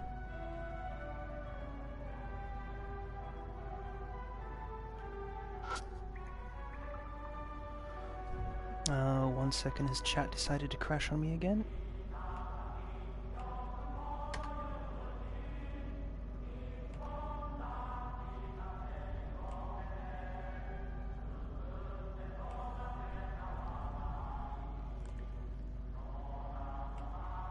Oh, joy of joys, it has. It's a big iron box. Yeah, it's my laptop. It's just having a bit of a hard time at the moment. Well, that's ominous. Give me one moment while I just try and get this to respond again.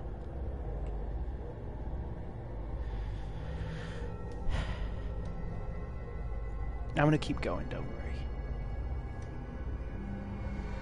That's the other reason why I wanted to continue, is because of the fact that since I had to have that pause at the moment while my connection was re-establishing itself. Let's get back on with the plot. The box is packed with carelessly tossed Buddha statue heads. A real, actual head can clearly be seen among them. It's dry and mummified, but going by the long hair, it's probably female. Most likely one of the experiment's victims. Huh. So this is where it was. Let's take it and bring it to its owner. I thought you'd say that. Uh-oh. Just kidding. Huh. I feel Banshee's gaze on me. New info was added to the spirit file, the box in Warehouse 1. I can only carry one head. I need to choose which one to take. Got human head. Because of course I do.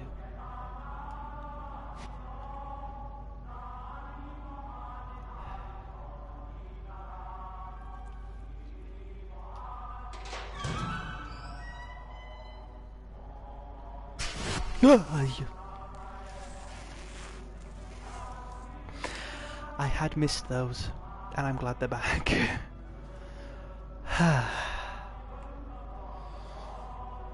I'd missed those. I can't even pretend I didn't miss them. Yeah, no worries, no worries. I'm back now, by the way. I can see the stream chat now. But, yeah. Frick off, Ghost. Whew.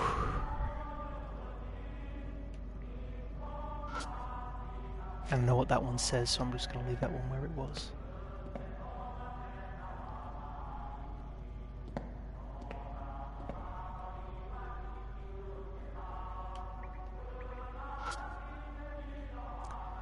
There are pitch black stains. Banshee stands in front of the dark stains. Let's see here. Luxury is the enemy. Simple as best. That's a real famous one. Back when the war had just started.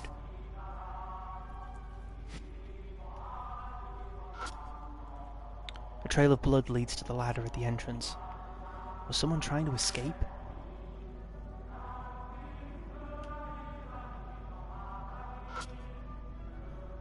This looks like an emergency light. This place is abandoned. Has a power generator been running for all these years?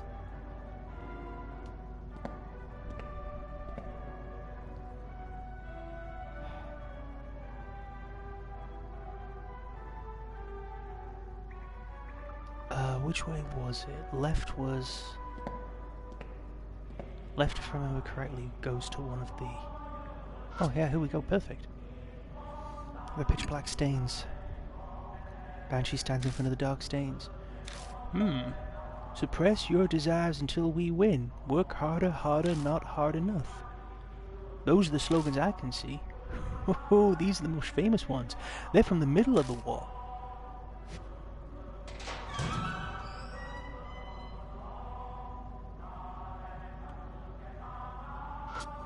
No one's got a head, so it looks like it's been a number of years since this person died. The dried skin gives the appearance of a mummy. The cut by the neck is jagged. It must have been cut with some kind of tool. The head I picked up earlier might fit on this corpse's neck. Should I try touching the head? No. I don't know, it just doesn't feel right.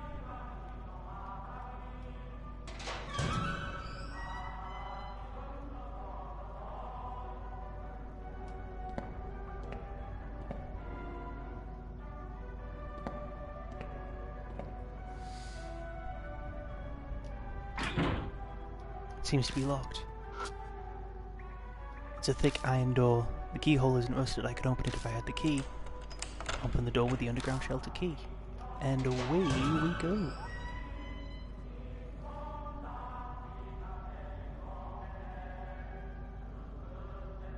That's nice, just a nice plain corridor.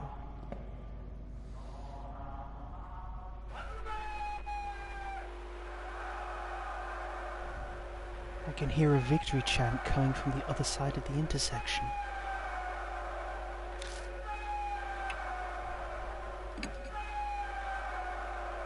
I shrug and keep moving forward. I take one step forward and an electric current runs through my body and my muscles seize up.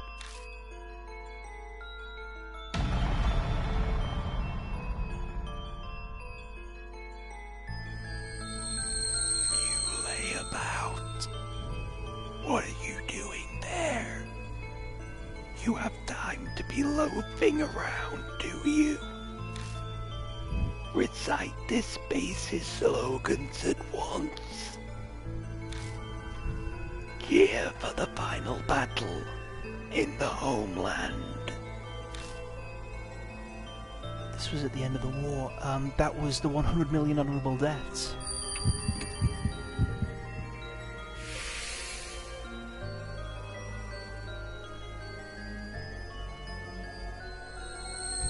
Once more, declare our results, strike back with air raids. We won't lose, even if our country's reduced to ashes. Show your determination.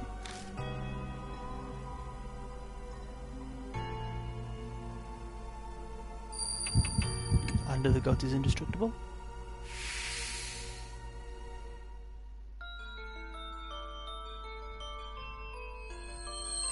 Our army has fought bravely from the southern tropics to the northern Arctic. But the tide still hasn't turned in our favor. What do you think? Can we win this crusade?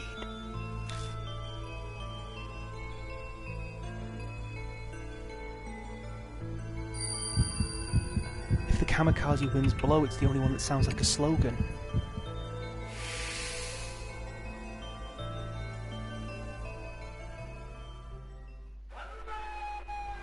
You're pretty promising for a new recruit. Keep a good eye on this squad. Farewell.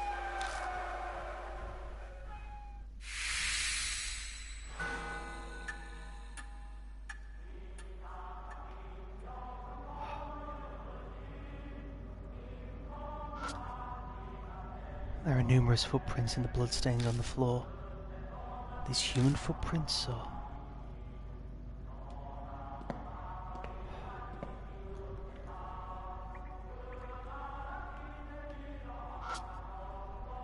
Something's written on the wall in blood. It says, I.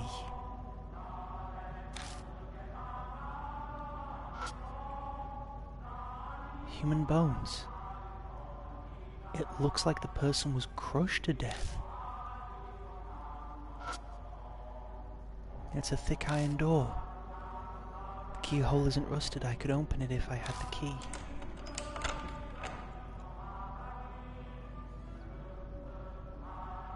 Open the door with the underground shelter key.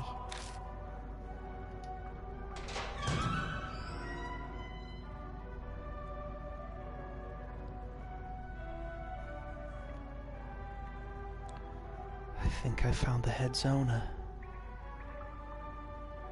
It's the operating room in the southern section.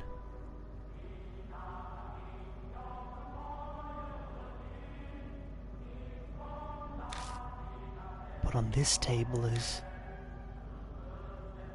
How about that? A dead body. A headless corpse is lying there. A headless corpse is lying on top of the operating table. The head I picked up earlier might fit on this corpse's neck. Should I try attaching the head? I try attaching the human head. The human head fits the severed neck perfectly. The world suddenly distorts. At this point, I'm thinking I'm just going to go back and I'm going to get What's-Her-Face, because I don't know where the hell this thing's going to jump at me from now. I'm going to go get Hiru, and that's when I'll save the game. Oh! A horrific scene appears before my eyes. This is the woman on the operating table. Some kind of experiment is being performed on her. I must be seeing the past.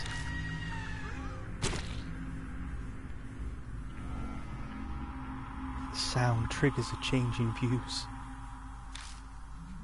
Men in a lab coat, holding surgical tools, but they don't look like they're alive. The ghosts of the researchers seem to be stuck forever in the nightmare of the past.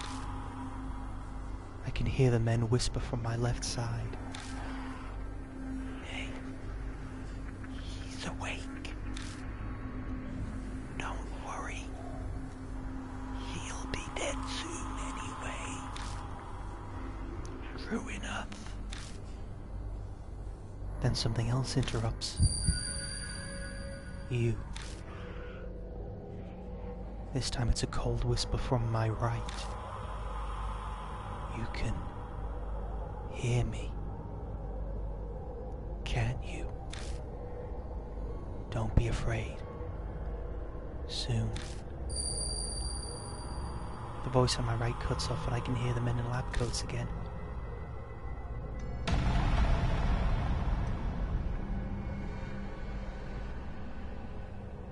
Hey, woman. Which of these tools do you want us to use to cut your neck? This is it for you, so we'll let you decide. It's the chisel, it has to be the chisel. It's what they've been using for all the others.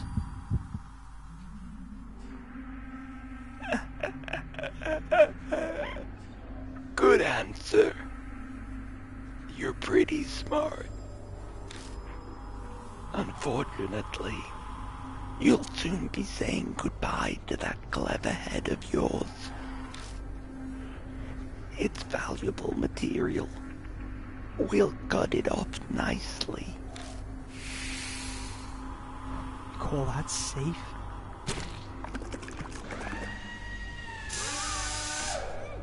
Shut up. Just like a pig. This is why I hate handling women.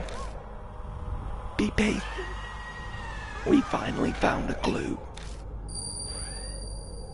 Not yet. Wait. Now. Give you power. The whisper from my right falls silent. Yeah. I never dreamed breaking from our usual method would go so well. Hey, pig. You understand? Do you know the correct combination of head and body for the heavenly Buddha? That's the woman's head, male's body, isn't it?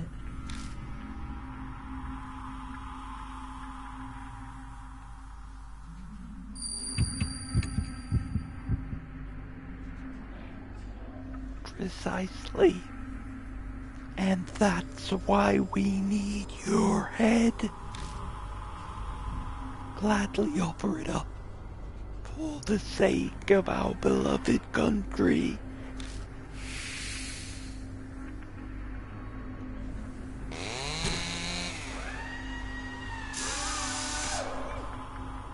The problem is the soul freshness.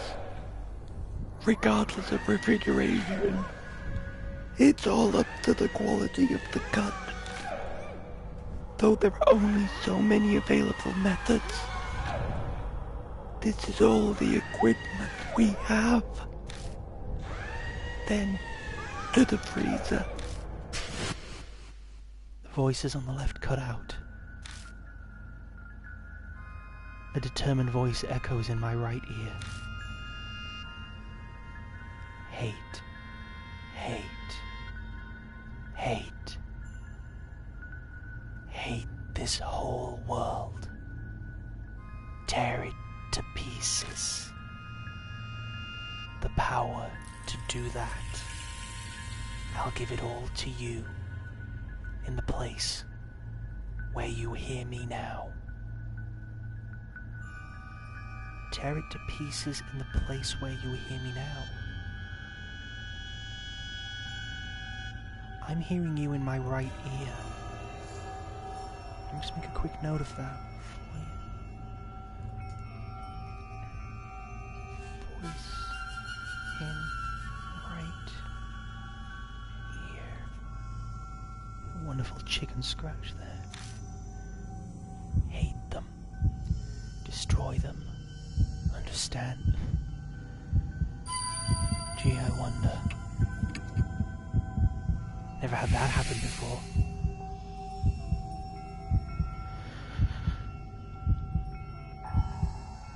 Good. Destroy them. When I return to my senses, I'm standing beside the operating table.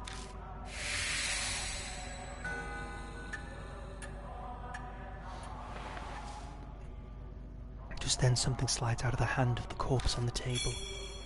Got small key. Must be a room somewhere that we can't get into with the key that we've currently got. What I just saw... No. More importantly, the voice that kept speaking from my right side. Who was that? You don't look so great there. Did you see something by chance? Yeah, actually. I explained to Banshee what I just saw. A horrible tragedy happened here in the past. It's possible that whatever triggered it might have been whoever that voice belonged to. So we heard the voice of whatever woke up the cannon soldier. Huh. Interesting. Can't say I'm surprised something like that happened here. So, what's that have to do with our marks? Well, I'm not sure about that part, but... Banshee's right. This isn't helping us accomplish our goal. We need to search for whatever gave birth to the spirit. Let's keep looking. That small key I just found might belong to the cabinet here. Oh, there we go. I turn my attention to the mark on my wrist. It isn't coming yet. I glance over at Banshee, but they don't seem to be acting differently at all. Death should be slowly closing in on us, but it seems we still have some time. What's important right now is making sure we survive. Yeah, I'm just getting a little unsettled because I don't know when it's going to be materializing, because these corridors, they're too interlinked. I'm getting a bit lost as to where I am. A headless corpse, going by what remains of its clothing, it was likely a woman. Fucking hell. It's a rusted filing cabinet. I open the door using the small key. Inside is an old gun and some research records. Suddenly berserk. Severe damage. Sutra chanting. Complete insanity. Only those who made themselves deaf managed to remain sane. Half spiritualized like the disposal vat, need a sacred object to attack. Oh god, are they trying to tell us that the cannon soldiers got the ability to go intangible like the door? Remember the door that we went through and we needed the bell to ring it? If it's got the ability to do that, then that's a really terrifying weapon. It's a walking Buddha statue that's basically got similar abilities to a ghost. See, it would have been just terrifying if it was just a walking Buddha statue, but that got worse very, very quickly. Destroy the human head. The heart of all this needs to destroy the human head. That's all it says. Got gun with blanks. Research records 3. Fuck off, Ghost. It's missing not only its head, but also all of its limbs. What kind of torture was this? A headless corpse going by what remains of its clothing. It was likely a woman. Okay, screw this. I'm going to double back. And it was right here. Through these doors. Straight down. Straight down again. Straight down again.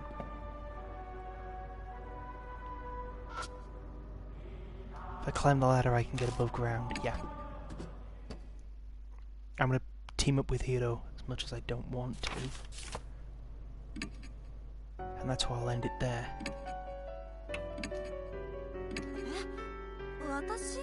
Hey, Miss Wannabe Shrine Maiden. And tomorrow,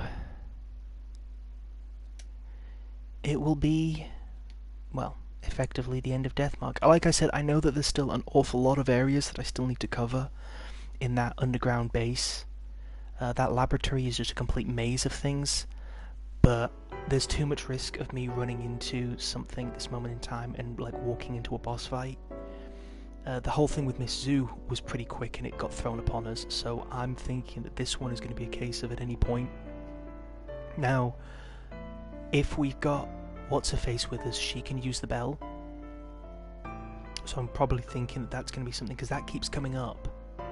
And that makes sense. It's like a very traditional exorcism. You keep ringing the bells and you do your chants and such, like traditional Mikos. I don't think in this case it matters much that she's not. I mean, like if I look at the if I look at her stats, her spirit power is not much below mine. Like, it's exactly the same amount of spiritual power. So yeah, that'll be okay then. So we'll drag her along for this final confrontation, and we're going to be going for the good ending.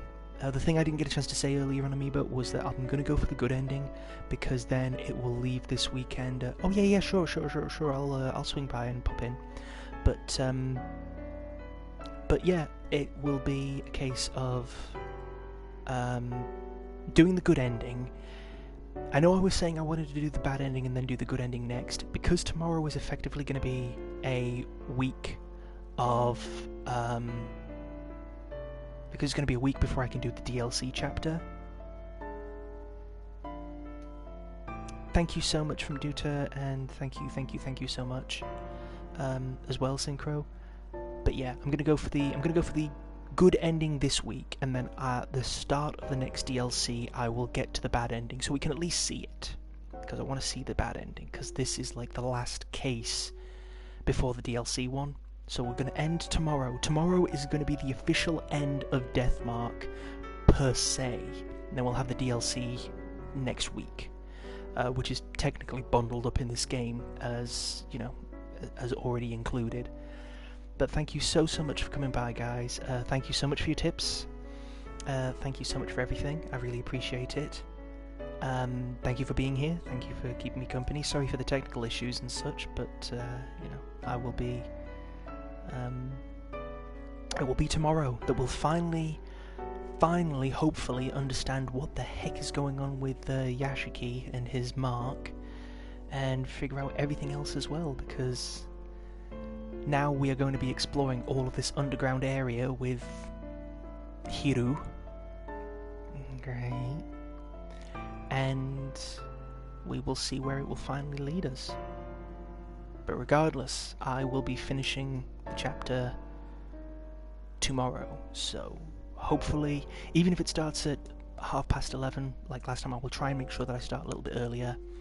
But until then, guys, thank you so much for coming by. Thank you so much for watching. Thank you for all of your contributions, and remember to take care of yourselves, be nice to each other, and support each other as much as you can. You all stay safe, Take care, and I will see you in the very, very next stream. Tomorrow will be Deathmark no more. Bye.